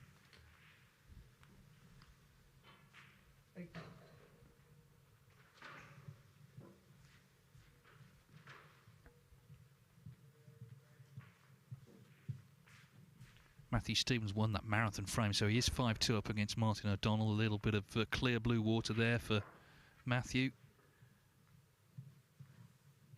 Remember, the winner of that match plays the winner of the match we're watching here between Neil Robertson and Oliver Lines. And Joe Perry and Ben Wollaston will go on table 2. So that was the Robert Milkins Ross Muir table.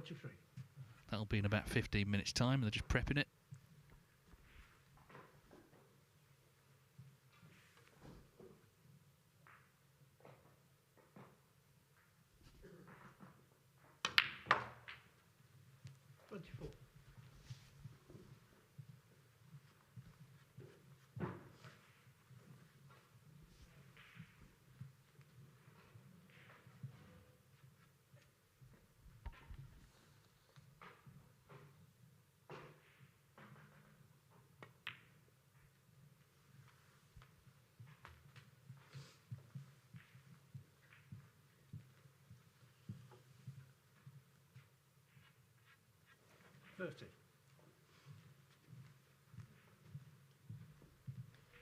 Massive occasion this for Oliver this evening.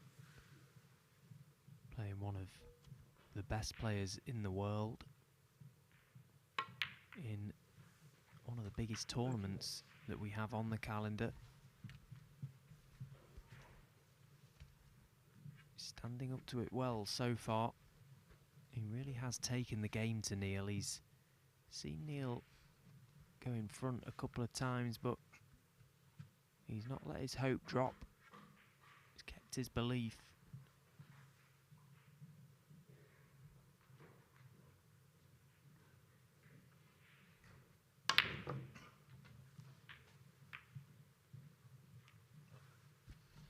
Could not have worked out much better, could it? So what a chance now, already 55 to the good.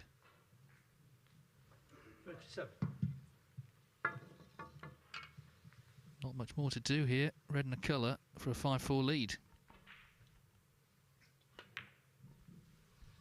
But what's been important and impressive is that he's trying to win these frames. He's not looking to close the shop. He's not looking to mess things about. He's playing proper snooker. He's playing it really well. And he's becoming favourite to win the match. This is frame ball.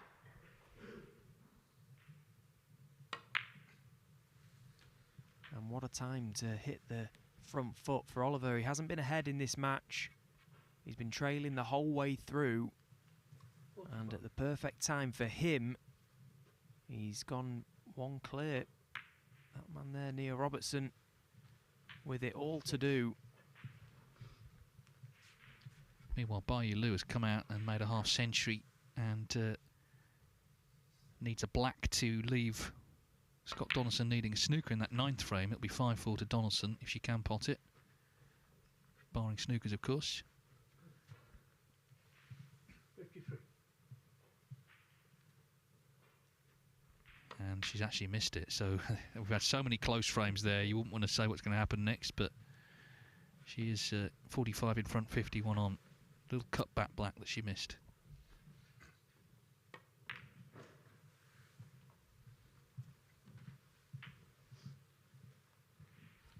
Well, he did miss out on the century, didn't he, in the last frame, but still enough on here to make one. And he's really dominated the last 2 frames, Ollie, so give him plenty of positives going into the next frame. He started hitting it sweet as well, which is always a good sign for a player.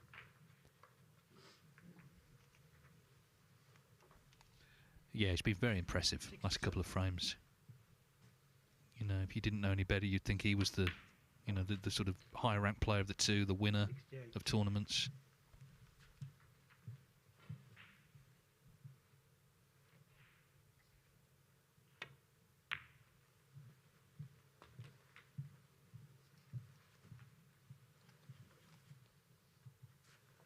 73.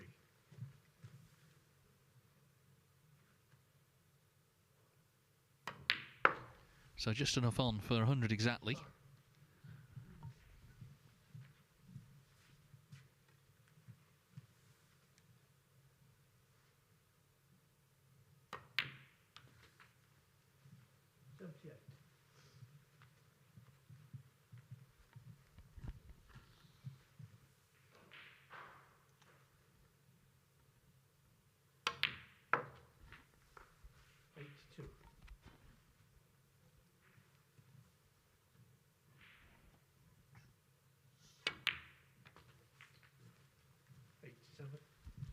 Just a really assured couple of contributions these in the last two. He's kept Neil Robertson firmly in that seat. So this black then, it'll only be the second century he's ever made in the UK Championship. It just feels like Oliver Lyons' time is now. We saw it in Cheltenham at the British Open where he got to the semi-finals, and we're seeing it again tonight. Neil Robertson now has big problems here. It's not only that he's 5-4 down, it's that his opponent is playing superbly.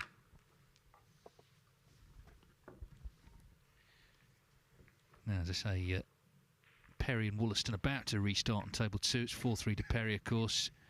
Lu Hongyu 4-2 up on Lu Haishan. That's quite slow going, that one. Anthony McGill 4-2 over He Guo Chang, who's a long way in front in the next. Chris Totten 4-3 over Zhu Se, and Zhu Se's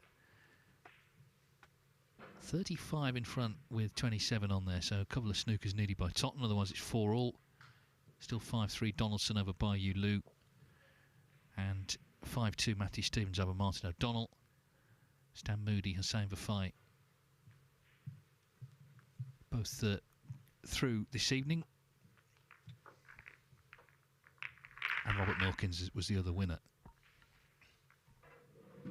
There's no morning play tomorrow, by the way. We're at 1 and 7, so it's 1 and 7 British time.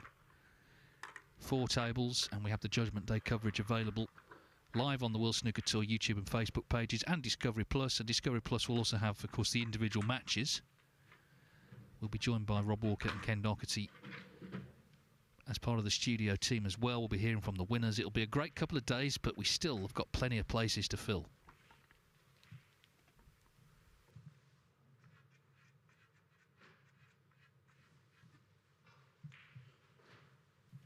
So a big response needed from Neil Robertson as Oliver Lyons breaks off in the frame he's hoping will be the last to book his place into the Judgment Day. Although he's most certainly not out of the waters just yet. When you've got a player of Neil Robertson's class breathing down your neck, you never feel too comfortable out there. But he has got to 5 first, Ollie, which means should he get a chance, and it be a good scoring chance, it will be a chance to win the match.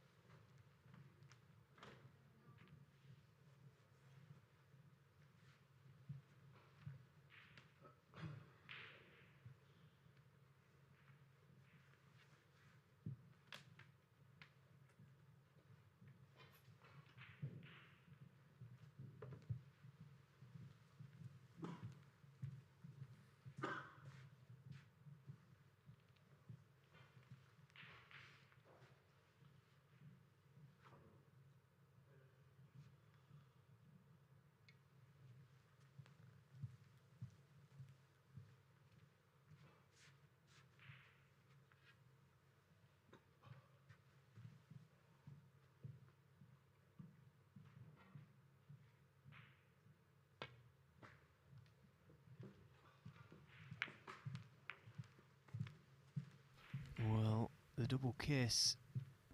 Far from ideal. I'm trying to just rest that cue ball upon this top cushion. That sort of pace, it's very easy for the cue ball to slightly deviate before it makes contact. I wonder if that happened there. Anyway, that's gone. Neil now has the first chance in this frame.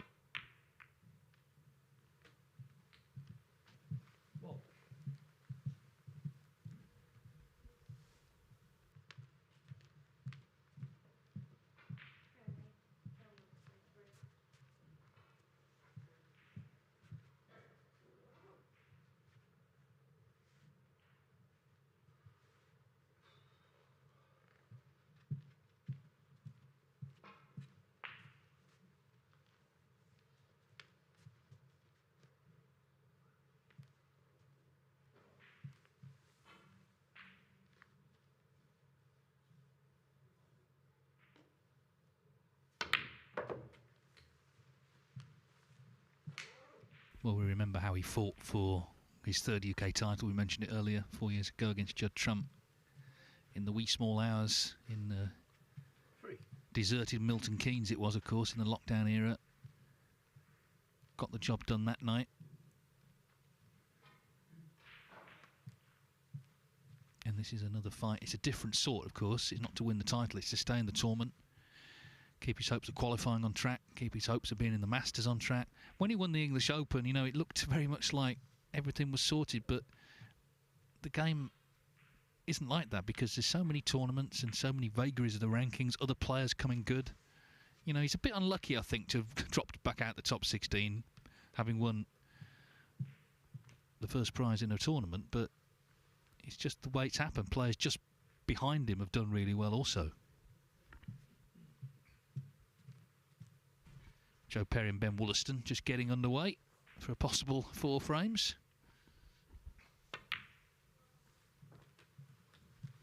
It is 4 each, Chris Totten and Jusser. Jusser's levelled up there.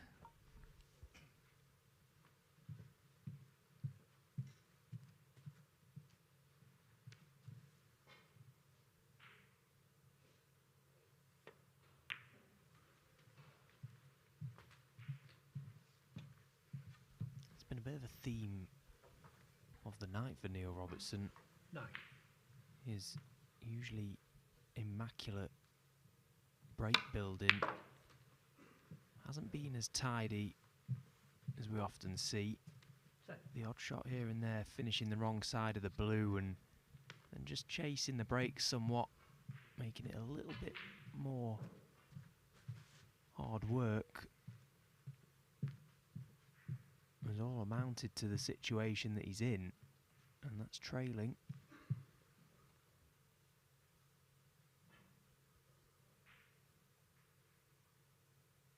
But of course, he backs himself to pot those pressure balls, those big pots. You know, you don't want to have to keep asking yourself those questions.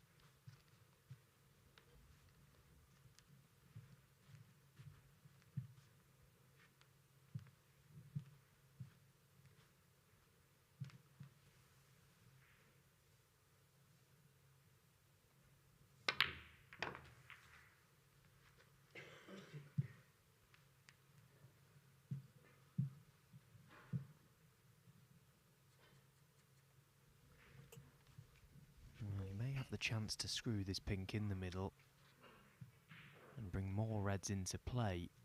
He does have one available that he can play on. The attacking shot is to possibly bring more into play if he can. He'll only play that if he feels like there's value to it, and by that I mean he's got a high chance, a high percentage of being on one or more red balls after the pink is potted.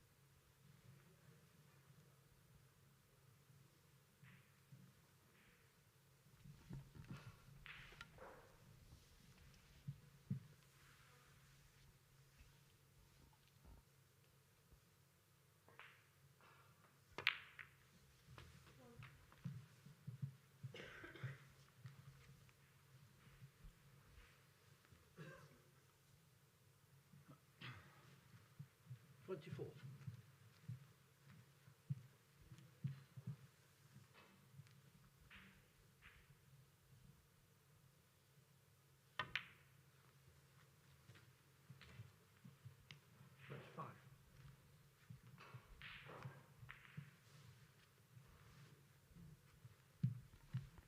Well, nothing really focuses the mind in this game like the imminent prospect of elimination. And to be fair, the last couple of frames he's not really had a look in, but he's in here.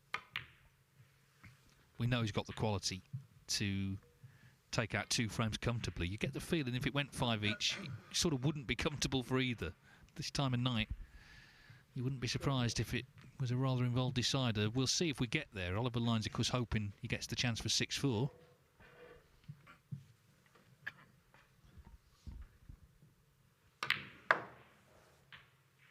32.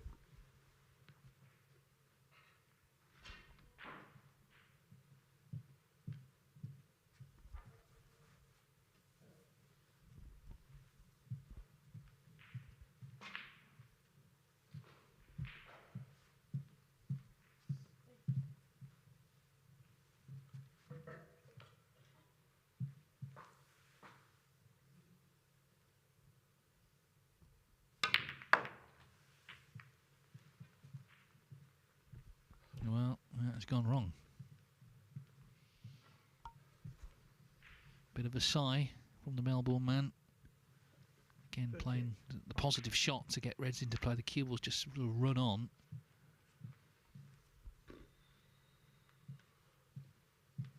Yeah, he's been unfortunate there, really, Neil, because this red just beneath and to the right of the black spot felt like he'd do well to at least not have a shot on that. But the red came out of the pack, caught the black as well and pushed it alongside the cue ball, so could have had a shot at something, and he's actually got no option to even try and keep this break going. So just took a moment there to head up to the balk area to see exactly where he wants to leave this cue ball, but there isn't really too many options available for Neil here.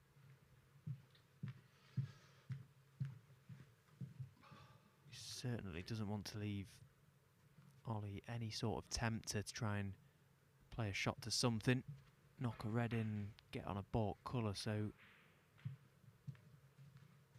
just trying to make certain he doesn't leave anything on for Ollie.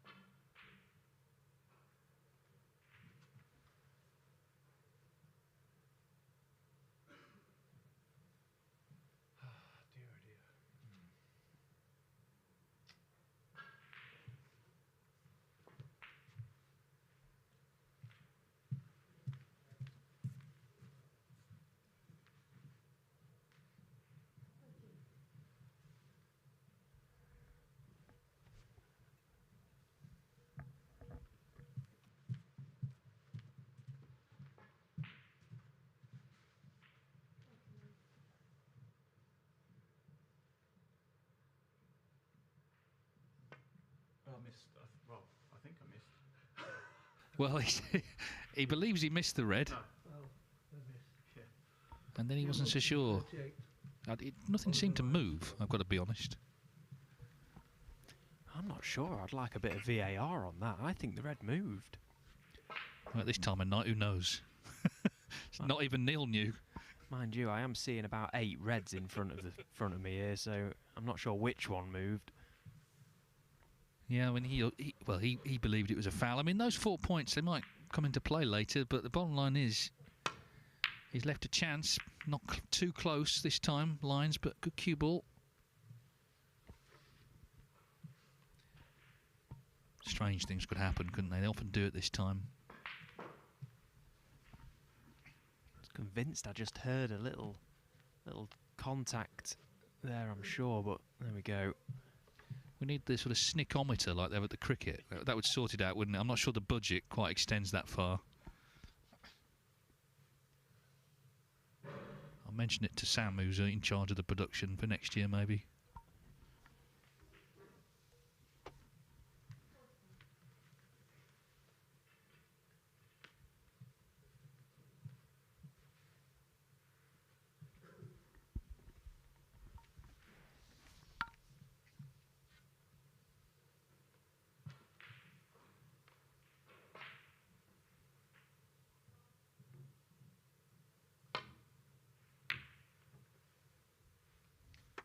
Now, that's much too thick from Neil. He could very easily have caught that blue. He hasn't got the cue ball into deep balk, so hand on table for Oliver. There's a couple of tempters for him. Just weighing up which one he feels may give him the best chance of a pot and possibly not leave too much should he miss it. Is it time to fully commit to the red next to the blue? He thinks so.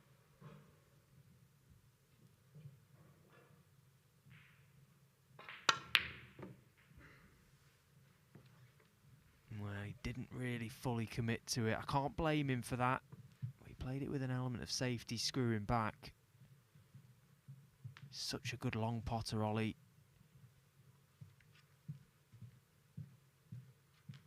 I'm sure he'd like that one back, though.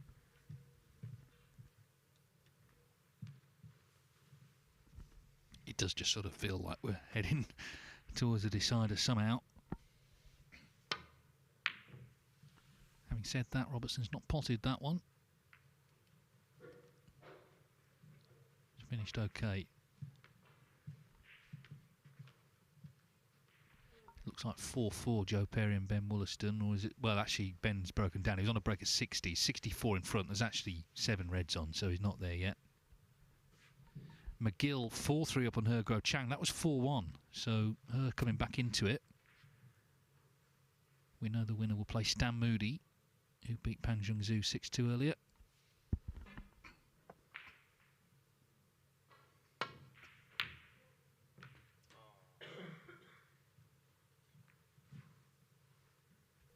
Well, he's found one there. Brilliant pot. Wasn't best pleased with the result that Neil had left him, actually, and took a moment himself to just figure out exactly what he wanted to do, and found one there for sure. Brilliant shot from Ollie, and he's one good pot away from being in prime position in amongst them. Yeah, and we've seen the last 2 frames the damage he's done in that environment. So a chance has come along. There was me saying it looked nailed on 5 each, but Oliver Lyons with his chance to get it won. If you're just sort of switching on after a night out, he's made breaks of 83 and 100 in the last 2 frames. And that man, of course, was 2-0 up. He was 4-2 up. And he was in this frame.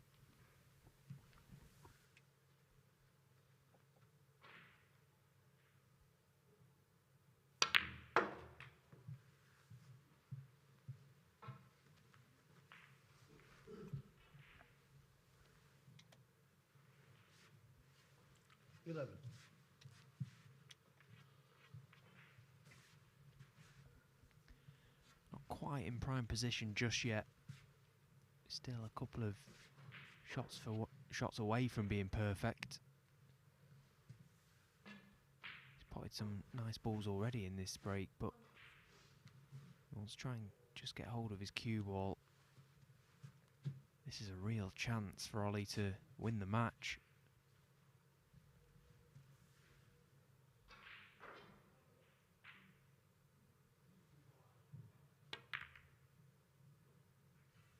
And again, he's just slightly lost his cue ball. He's up the table, but he has a nice angle to get back down.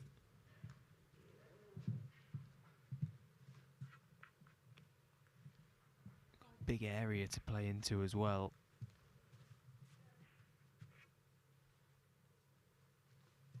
One good strike here and he could be away.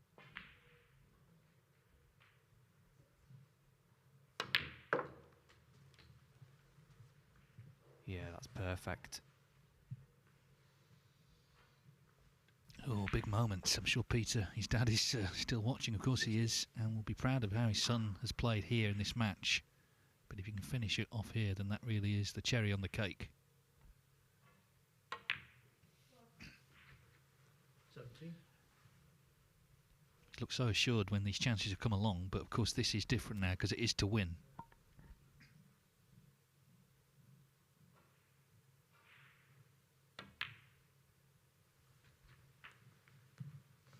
Yeah, and it's important for Oliver to try and maintain the rhythm that he's had in the previous 2 frames, not get in the way of himself at all. Just try and keep that flow that he's found the last couple.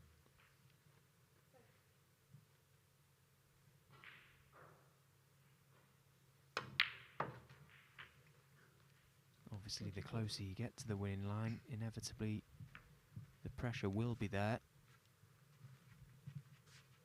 But he's put himself in a number of positions this season where he's had very high pressurised situations and he's dealt with them nicely.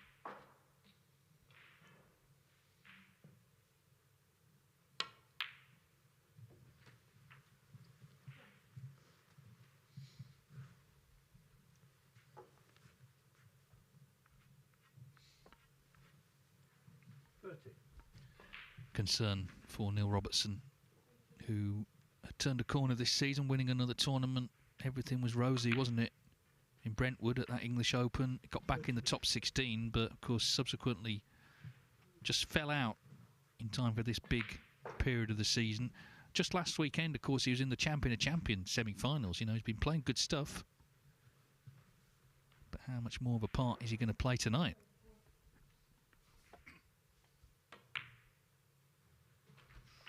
Well, that only just dropped. That was a bit of a wriggler.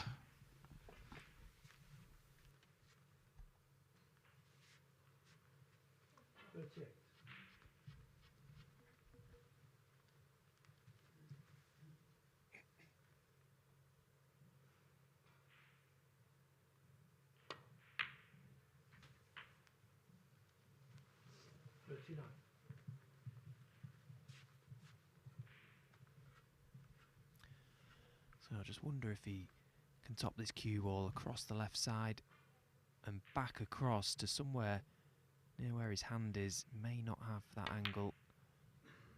Just to try and get on both of those reds. He didn't. Just played for the loose one beneath the pink. So key shot coming up now. He's got his nose in front in this frame. 11 points to the good. Red and a black, and then looking for the angle off that black to get right in behind that red. He's got 2, 3 pockets possibly that it will pot to.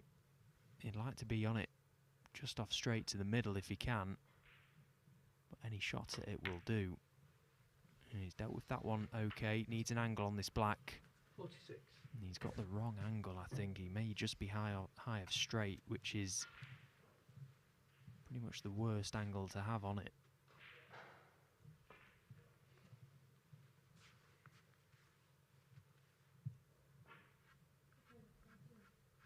We're moments away here from a really big upset. Any tournament with Neil Robertson involved in is always better for it. But as he watches on here, his hopes of a Barbican appearance are slowly diminishing. He's just praying for one more mistake from Oliver Lines. Is it going to come though?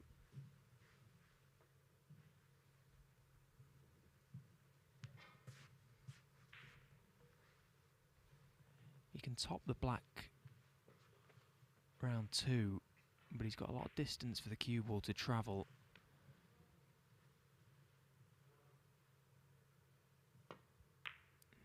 So much so that he's decided to not entertain it. 46. Pushed a colour safe for a little bit of insurance. Interesting shot selection that from Oliver. Obviously felt like he couldn't get close to that red, so felt he was only potting a colour for the points. He made sure he got the snooker though, that was important. Neil has to hit this red and get it safe.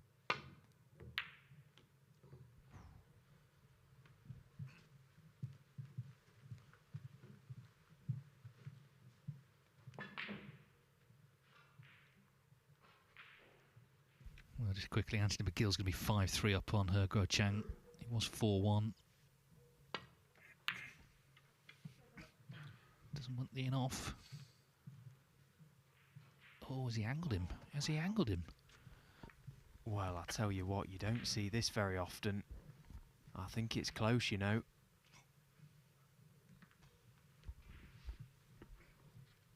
Well, we remember the fluke in frame 3. I mean, he's had a touch here and there, which always helps. Incredible. Oh, this is a smelly old shot as well. Look at where the red is next to the black. Look at that. He's stuck to that knuckle. He's got to try and swerve this cue ball. 2 cushions and clip the red. Get the white back up the balk area. Well, he got fullish enough contact on the red, and now Neil needs help. And he's got it. It's a mad old game, it really is. It was a good contact, he's got lucky, but he was unlucky in the first place. It's all part of the tapestry, isn't it, of the game. Meantime, Yulu has pulled that 9th frame back, so it's 5-4 to Scott Donaldson, just about to go. She's well over the line there. That is on Discovery Plus for those who have that service.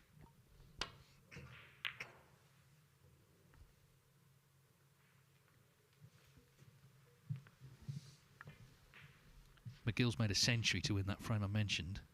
5-3 to him, 4-4 Chris Totten and Zhu Se. 4-3 Lu Hongyu over Lu Haishan. Lines pushed the pink safe earlier to get some security in this frame.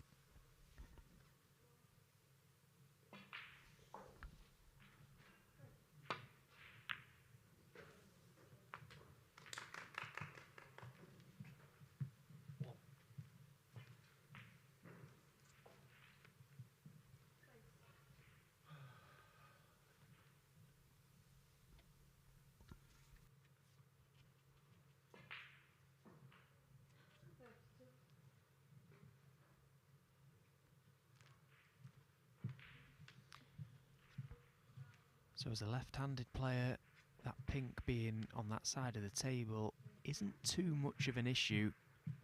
If Neil can pop the brown here, pop the yellow, green, brown, blue. He'll need that final pink, but he can lay up in behind it, make it as easy as possible.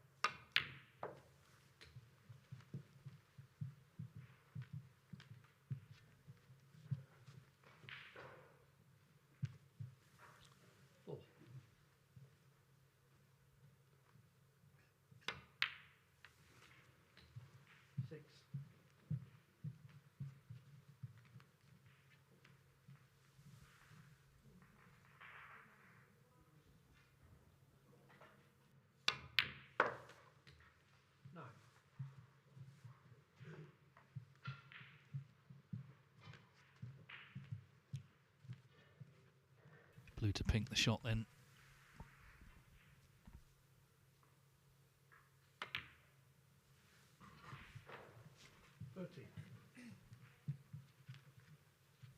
Right, he looks to have positioned that cue ball pretty nicely. I think he can just about nip into this cue ball and screw back.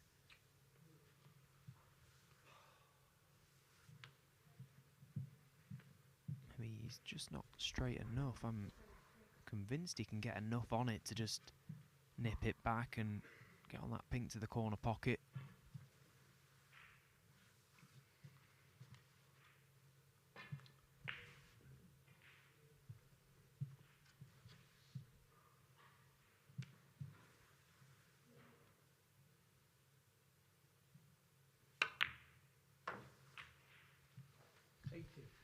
Well, here we go. He needs the pink and the pink only, but if he misses it and leaves it, he's surely out of the UK Championship. So what a big shot in Neil Robertson's whole season this is.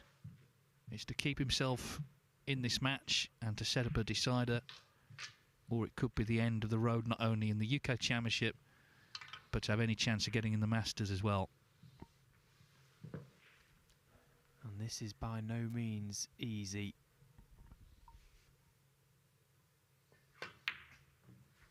In it goes, though. Every credit. Terrific clearance. And Neil Robertson takes us to a decider. It's, what, 10 to midnight And we've got one more frame to see who progresses to the final qualifying round of the UK Championship. Extraordinary drama here. And of course there's drama on other tables as well. Joe Perry now 5-3 up on Ben Wollaston. Scott Donaldson 5-4 over by Yulu. Lu Hongyu 4-3 over Lu Haiqian.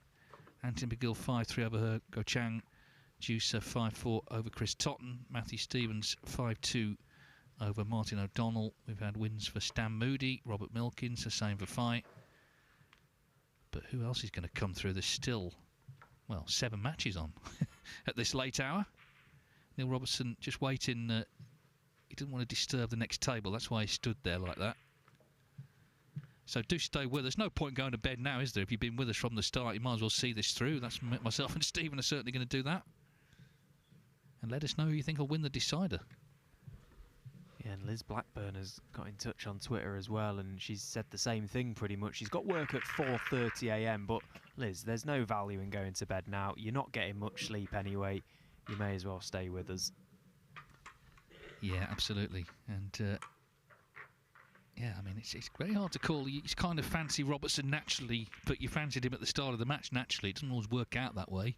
I think Oliver Lyons has played really well. Shara Warman's watching from Duluth in the USA.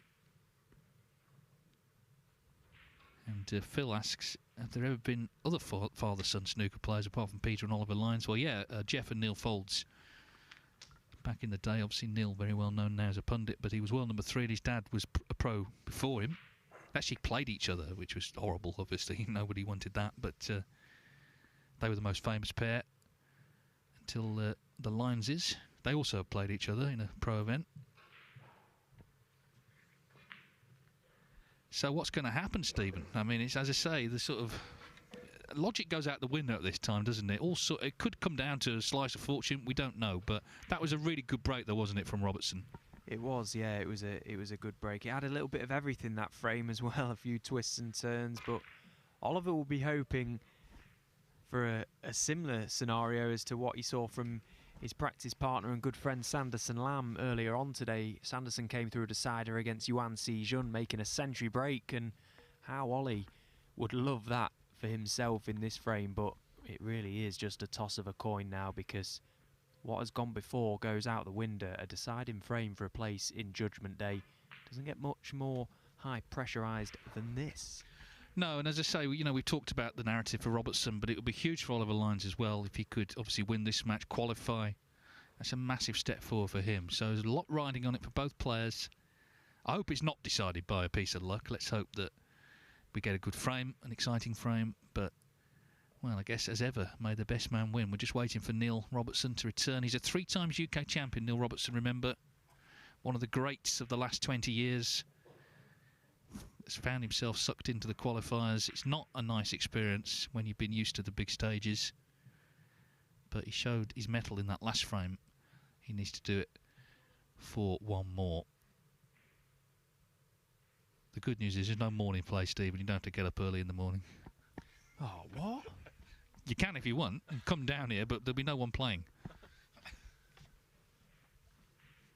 Dave Ford has got previous, hasn't he? I mentioned at the start he did that that longest ever frame, Virgil O'Brien and Dave Gilbert. But the good news, Dave, is there's lots of other matches still going on. It's not just you. Yeah, it's amazing actually how many other matches are still going on. Action still well and truly all over the arena.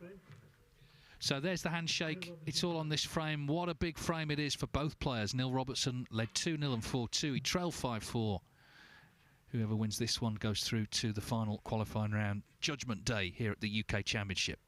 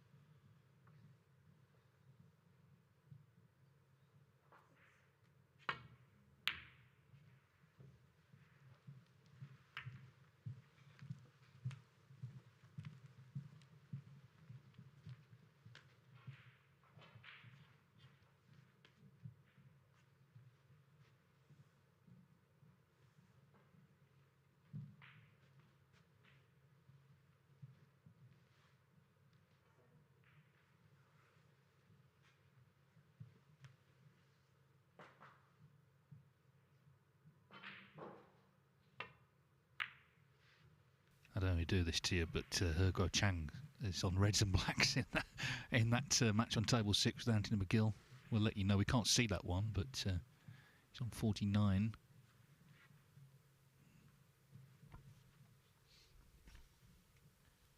Possibly the latest maximum break ever. It gets worse, doesn't it, Dave? My head's spinning as it is. Don't put that one on me.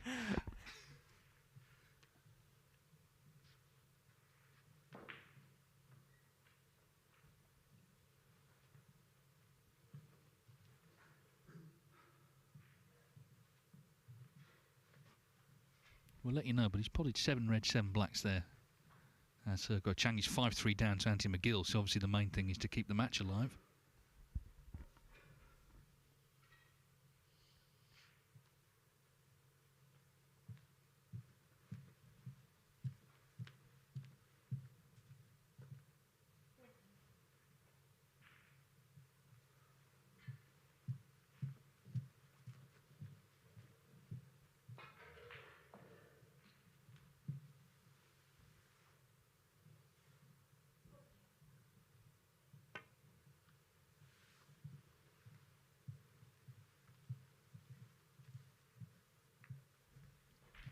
Yeah, good shot from Neil. Was all about pace, that shot. Didn't want to drift past the red either side and leave a tempter for Ollie. Just contained things nicely. That pink has run safe towards the side cushion. Both players will be eager to keep that black in open play for as long as they can. Should either player get in, they've got a chance to score.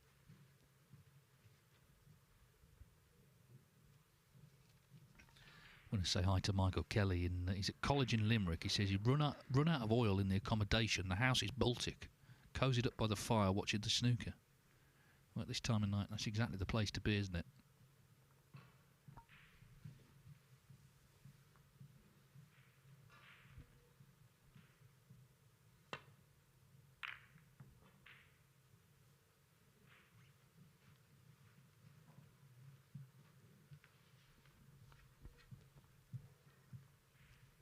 Just see how the shots change as you go into a deciding frame.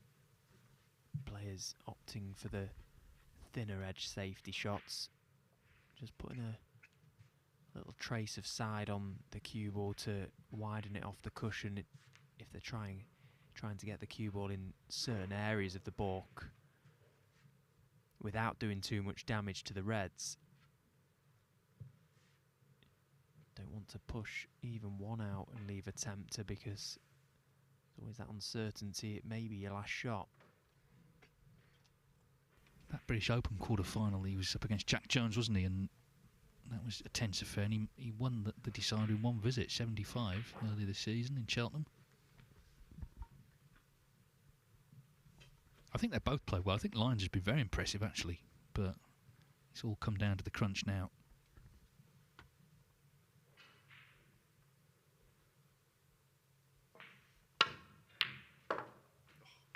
And he's crunched that one in. What a pot from Oliver Lyons.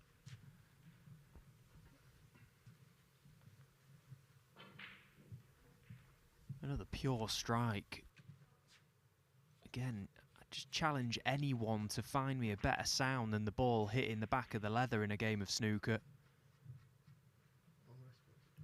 Brilliant shot from Ollie under the circumstances. Played it very confidently.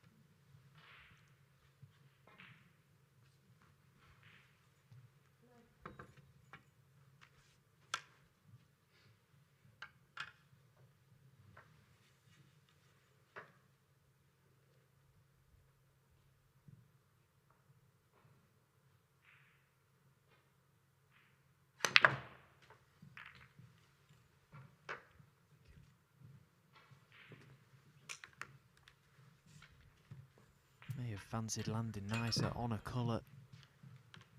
It always seemed a bit of a tall order to get any of the reds moving from that pink. He didn't have really that much angle to play with.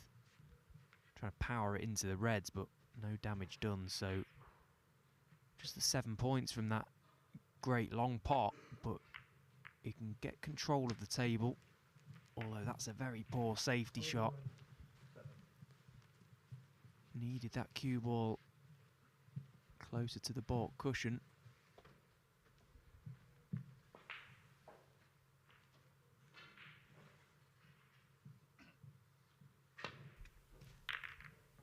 Meanwhile, Yulu is threatening to force a decider with Scott Donaldson. It's 5-4 Donaldson. She's 52-0 up at the table. I mean, that would be a massive story, of course, if she won that match, got herself into the final round of qualifying Judgment Day against Jack Lazowski, no less.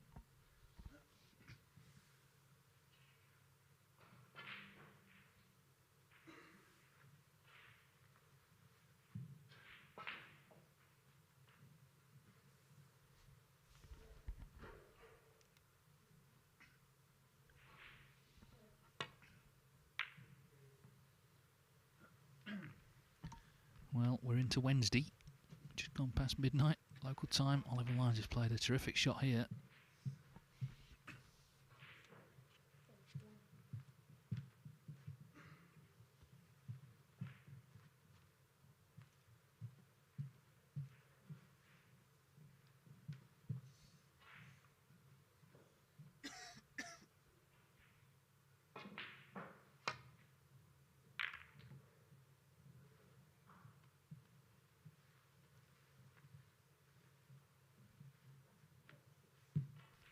And Neil's played one himself. Thin edge available down the left side for Ollie. Or the possible... Well, no, it's just a thin edge. Just about found it. Any thicker and that was big trouble.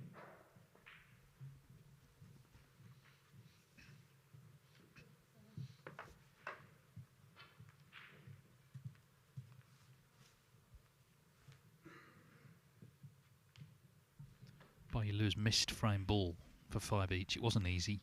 64-0, 67 on. So many close frames with Scott Donaldson today.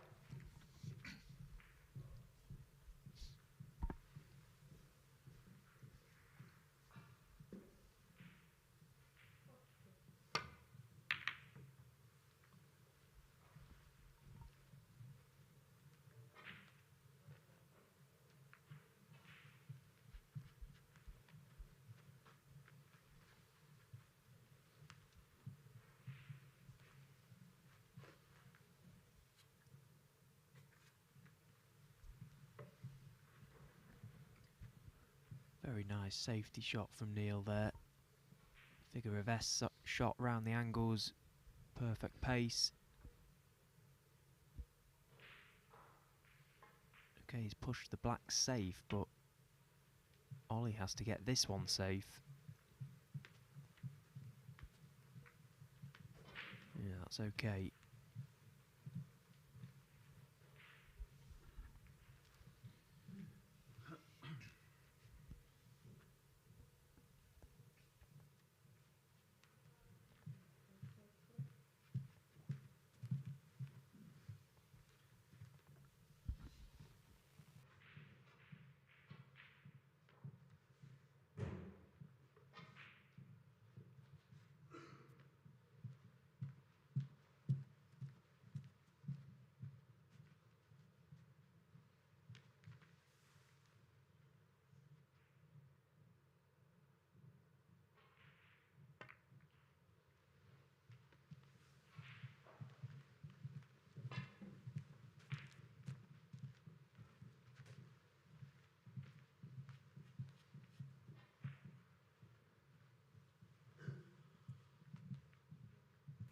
Well, Scott Donaldson has just missed a tricky pink, which he needed, otherwise he would need snooker. So there's 55 in that frame, 51 on. So barring a snooker or two, it's going to be 5-all by Yulu. Whatever happens there, it's played brilliantly. Meantime, what damage here? It seemed a question of who was going to blink first in this decider.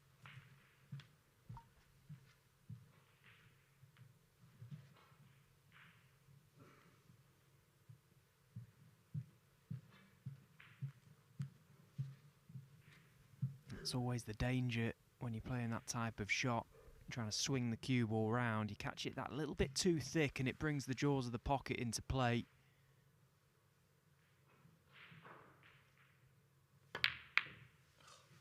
Well,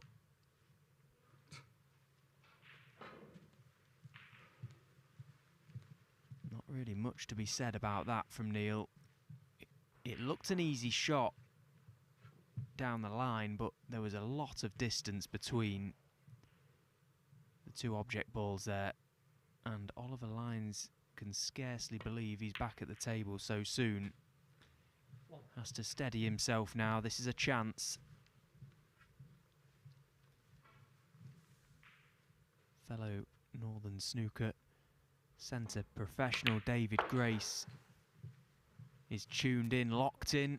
He sent us a picture on X, midnight Shredsville in Bedsville. 6.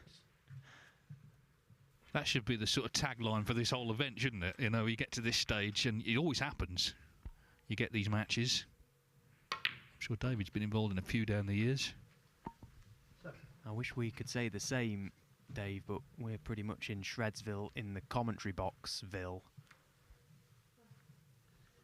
Yeah, this is not straightforward because black's safe, pink, you know, away from the reds. He's working off the blue, so there's a bit of travelling required here, and things can go wrong when the cue ball's got to travel.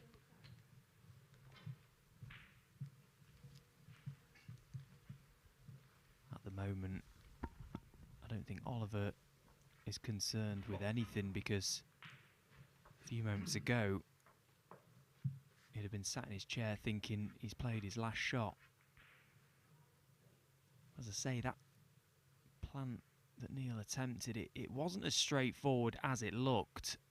You know, you'd still expect him to get close to it. In fact, he didn't actually get all that close to it in the end. He missed it by quite a way, but Ollie was fortunate in a way that he didn't leave anything straightforward for Neil, because that cue ball could have landed anywhere, really.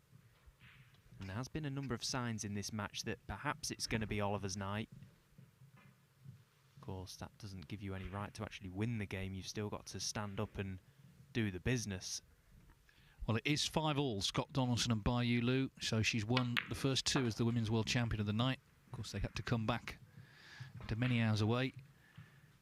Well, drama there. Table 4, that is, so it's on Discovery Plus if you have that platform. A big frame coming up for Yulu, and really for the women's game. If she can reach the final round of qualifying, that's going to be big news, albeit at a very late hour. In fact, in China, it's now just after 8 o'clock in the morning, so there'll be a lot of people watching that, I'm sure.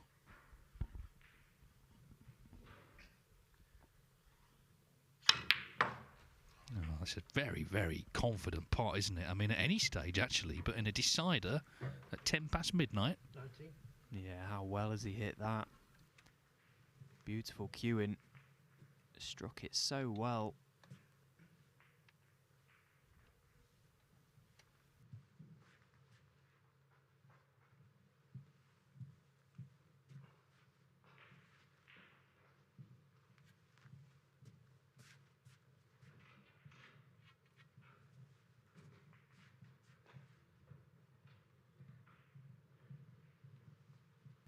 Another decider imminent because Chris Totten and Jusa are 5 each. It's 5-3 Matthew Stevens over Martin O'Donnell. It's 5-4 Joe Perry over Ben Wollaston. It's 5-3 Lu Hongyu over Lu Haitian. And it's 5-4 Anthony McGill against He Guo Chang. This really is now down to the wire in all these matches. There's, what, 7 matches still on?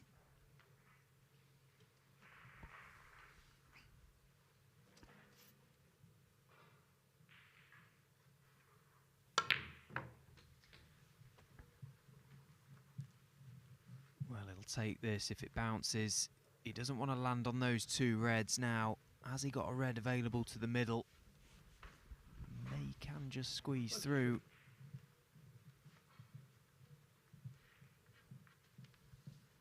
Tell you what, there's so many close matches tonight, isn't there, David? We might be burnt out by tomorrow. Judgment Day will be a doddle compared to this. So, big shot, this red to middle. Again, played it well, right in the heart. And has he got the angle to drop this pink in, get it back down this business end of the table? It becomes a much more conventional scoring chance with another high-value colour in play. He has. So he's just slowly unlocking this break now, Ollie.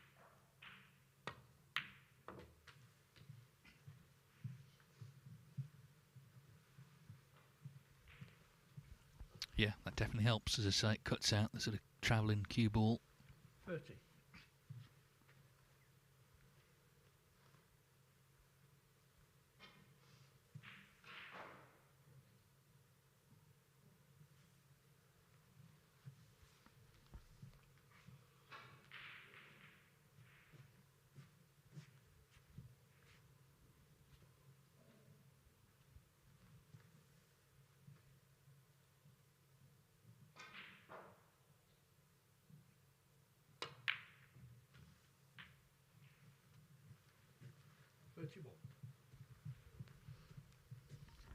Scott Donaldson first in the decider with by Yulu, just 4 points on the board.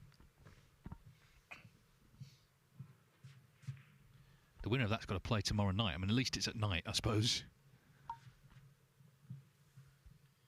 The winner of this one will have the day off. They'll play Thursday.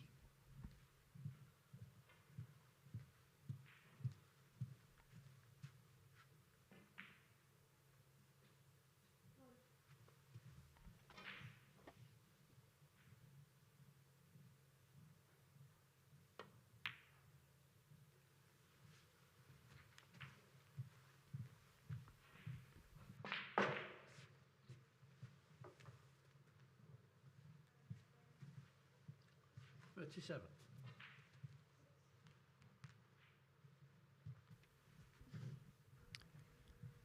to come up with a few good positional shots in this break already, and he's going to have to find another one here, Ollie.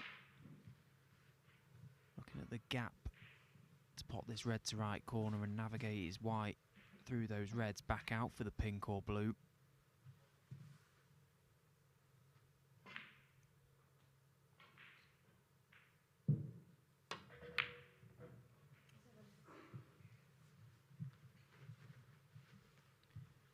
They've just had to play that with a trace of left-hand side to check the cue ball up off the cushion to try and avoid those reds, and it certainly played a part in why he's missed it.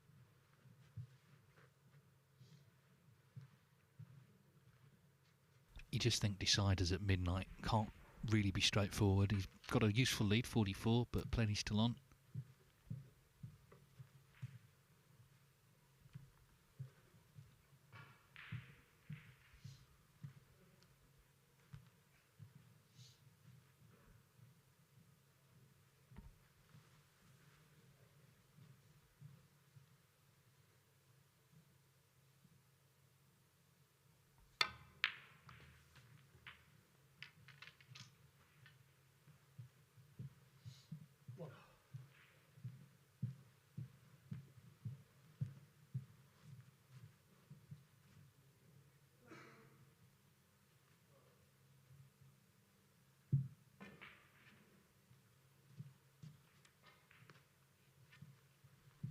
Scott Donaldson has broken down on 28, missed a tricky red to right middle. That's the score there, 28-0 against Yulu, 5 each of course.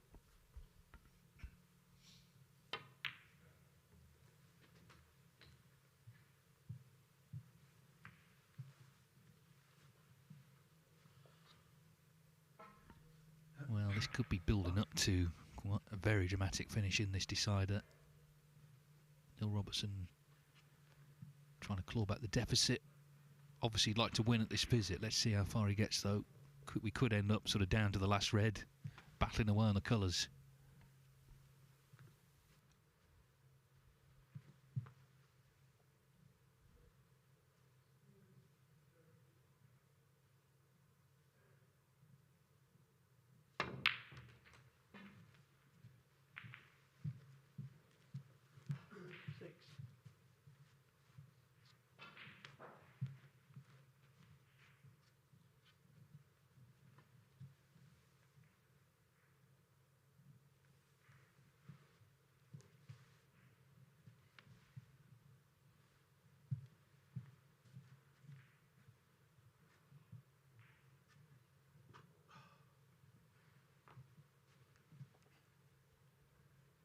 Seems table 7.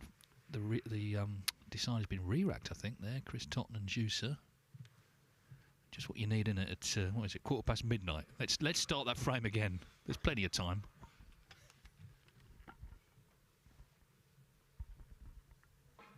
Oh, in fairness, they've got till 1 PM to get these matches finished, so no rush, guys.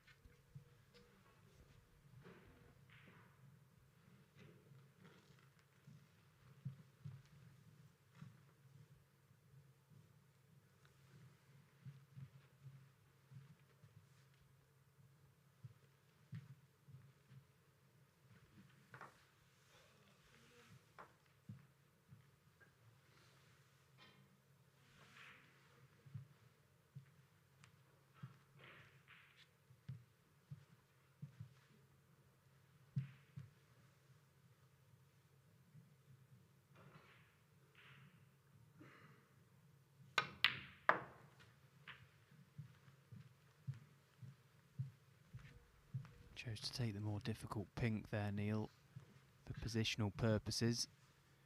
The blue meant he couldn't get close to his next ball. Pink was more missable, but gave him a greater chance of being nice on his next ball. Still a bit of work to be done.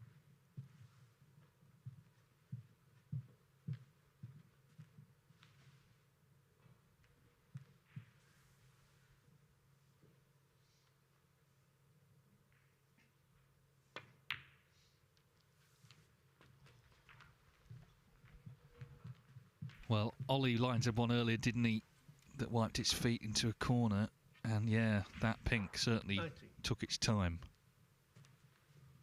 Needed the password there to get in that pocket.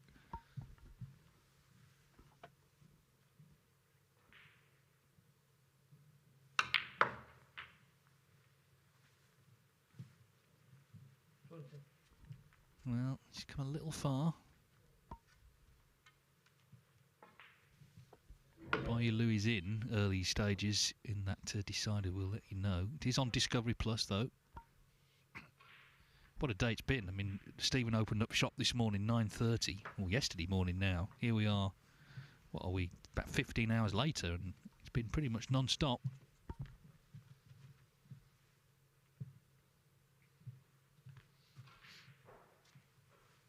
Just shows, though, people who think the tournament starts Saturday. I mean, you know, there's been so much drama before everyone gets to York.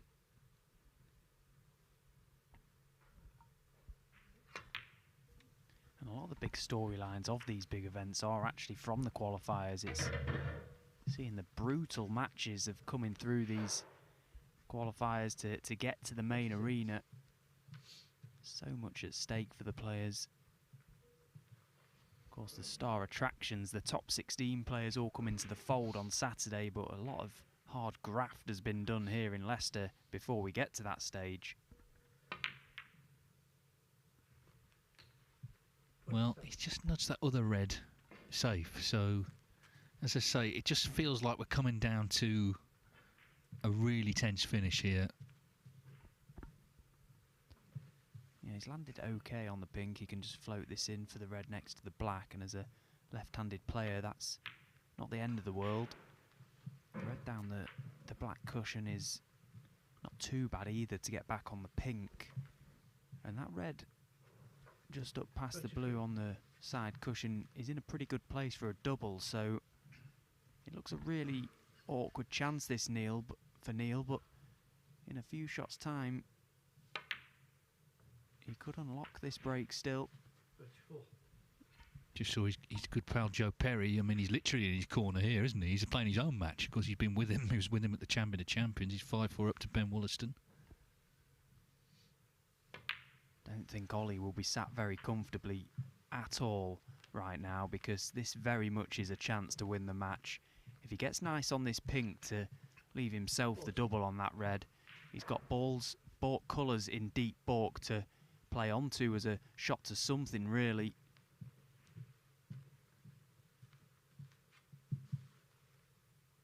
I mean, this would be some dish if he makes it. Absolute heartbreaker for Ollie. Well, he's played played for the low pink to leave himself the angle to nip the red out, and he hasn't got there.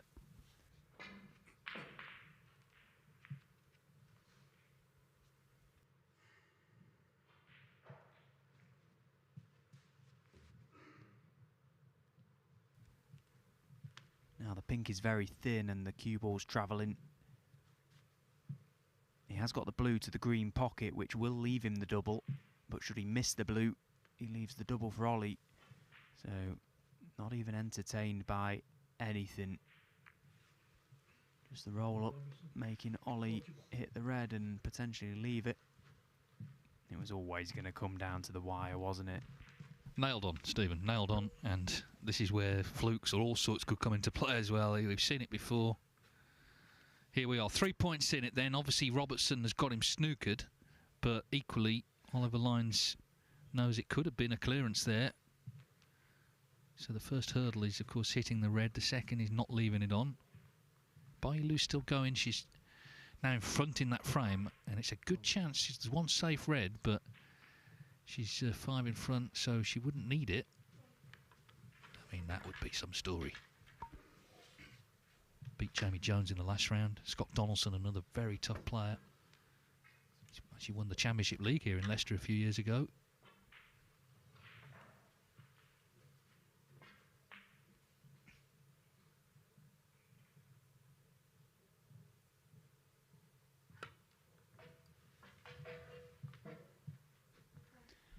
Good hit from Ollie, and he's kept it safe, which was his #1 priority. What a chance that is for Yulu over on table 4 to get a win. Got 3 reds in open play and the black on its spot. Let's be honest, we've been waiting decades, haven't we, for, you know, a female player to step up and do well in one of these tournaments. Been very tough for the female contingent. Meanwhile, this looks like a snooker. They're both having a look down the line, aren't they?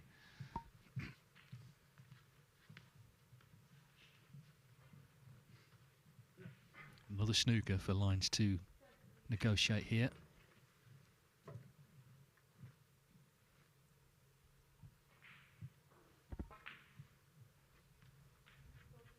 The little cannon to the green as well may come into play because that's just been pushed slightly safer.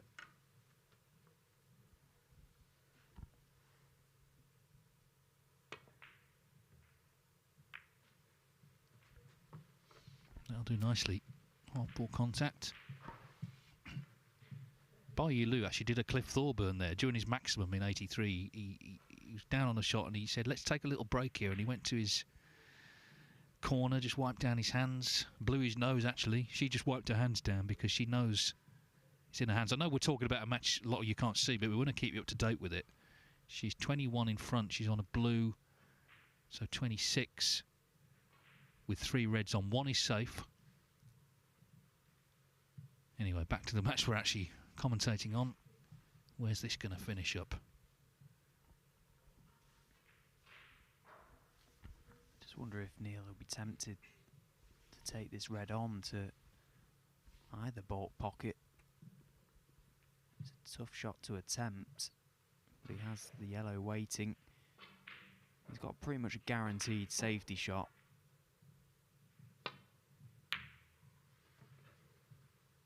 The balls are kind of all in a line down the table, which if you leave the cue ball in one half and the object ball in the other, you've got a good chance of laying a snooker, and I think he's done that.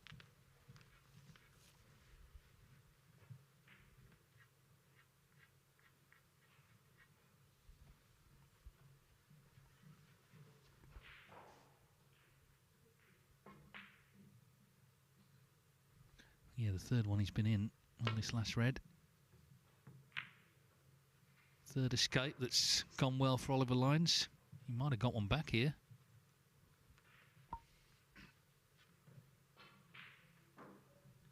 Well, I can tell you, Yulu, I mean, she's played a brilliant frame and she needs a black to lead by 42 with 35 on.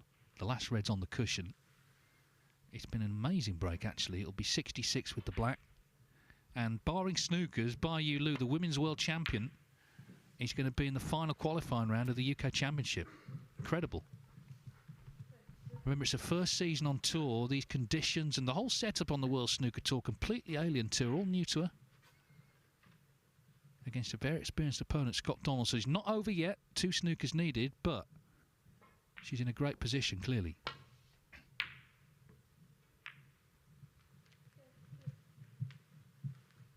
Oh, and that could have gone badly wrong. He knows he got away with that one, Oliver Lyons.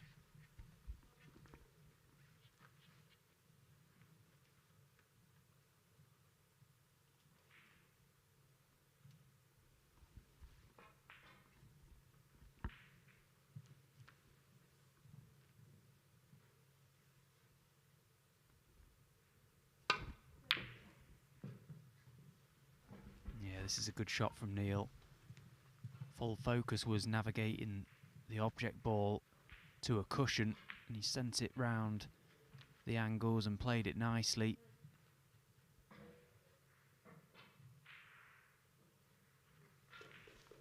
Well, Polly Lewis just knocked in an unbelievable red. She's through. What a story. What a story.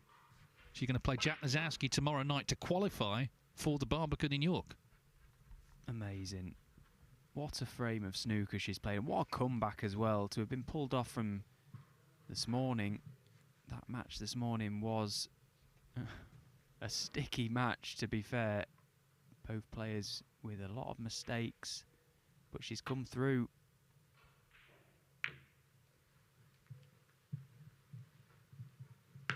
What an incredible performance.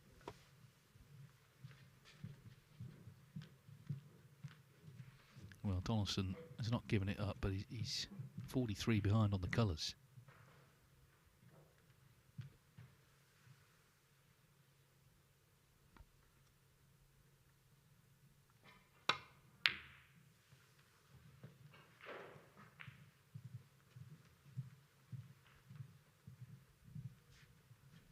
Meanwhile, this battle on the last red continues. It's not necessarily going to decide it. I mean, looking ahead, the black on the cushion, what part will that play later?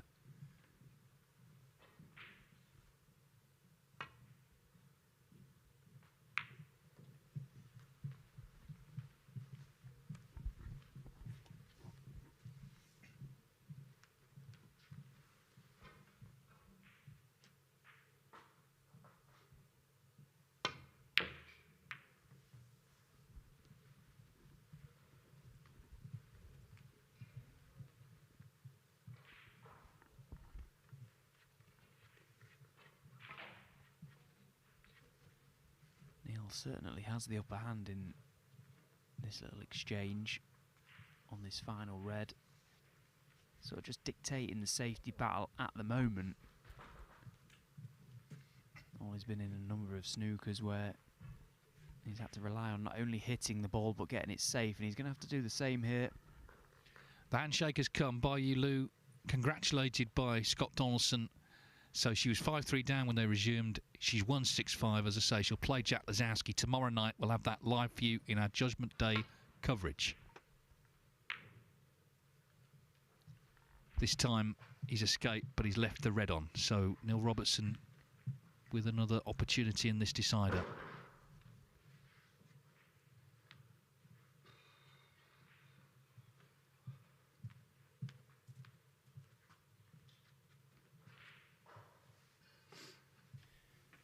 Not an easy chance. Yellow and green, very, very awkward.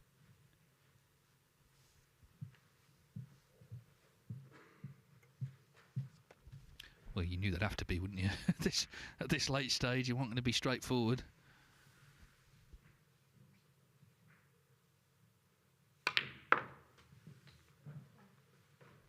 Neil Robertson has battled so hard here, but if he loses this frame to the sort of general public, it's like he never would have been in the UK Championship. When it starts on Saturday and people tune in and he's not there, what, did he enter it? What happened to him? That's the difference between exiting at the qualifiers and getting through to the venue.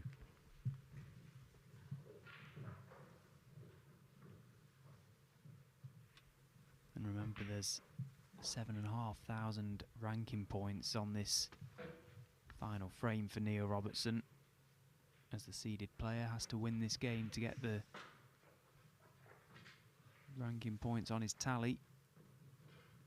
All that kind of just goes out the window at the minute. Your competitive instincts kick in and it's all about getting the W. They could be playing for buttons out there, they'd still want to win. We're going to have another decider. Ben Wollaston's going to level up 5 each with Joe Perry.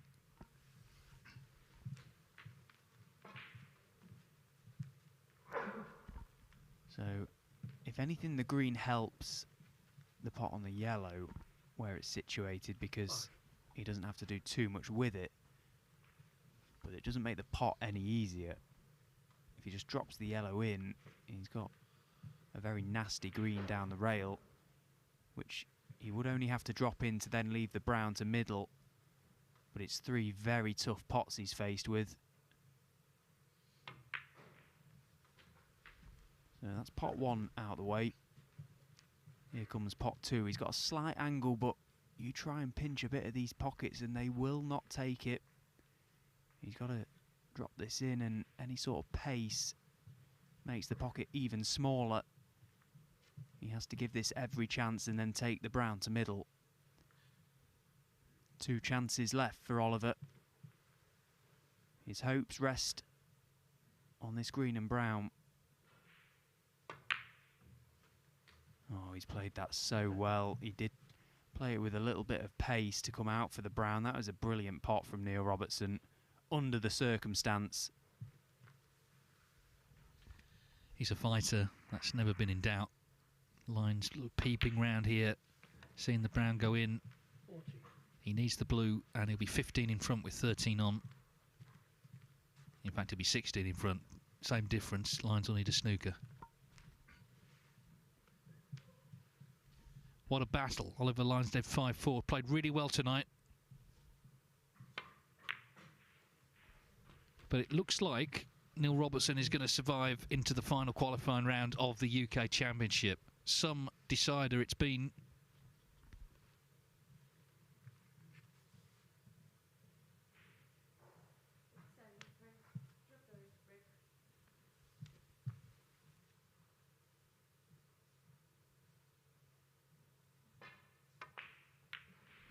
The pink's going in. And Neil Robertson is going into Judgment Day at the UK Championship. Oliver Lines played terrifically well from 2-0 down, from 4-2 down to lead 5-4. Neil Robertson found something when he needed it. He'll be, I'm sure, exhausted, but glad to have a day off. And he'll come back to play either Matthew Stevens or Martin O'Donnell. They're still going on Judgment Day to qualify for the Barbican. And we know if Neil Robertson is in the final stages, he's a threat to anybody. He could yet end up winning his 4th UK title, and we'll remember this match, won't we, those of us who watched it. If you were with us, thank you. We've enjoyed your company, and it's been a long old day, so we're going to go, but we'll be back tomorrow, the first of our 2 Judgment Days. It kicks off at 1 o'clock local time, and again at 7 we'll have our first 8 qualifiers by the end of the day, and it could be that one of them is by Yulu, the Women's World Champion.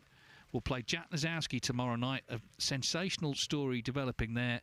We'll follow all the twists and turns tomorrow, but for now, from the whole team here, it's good night.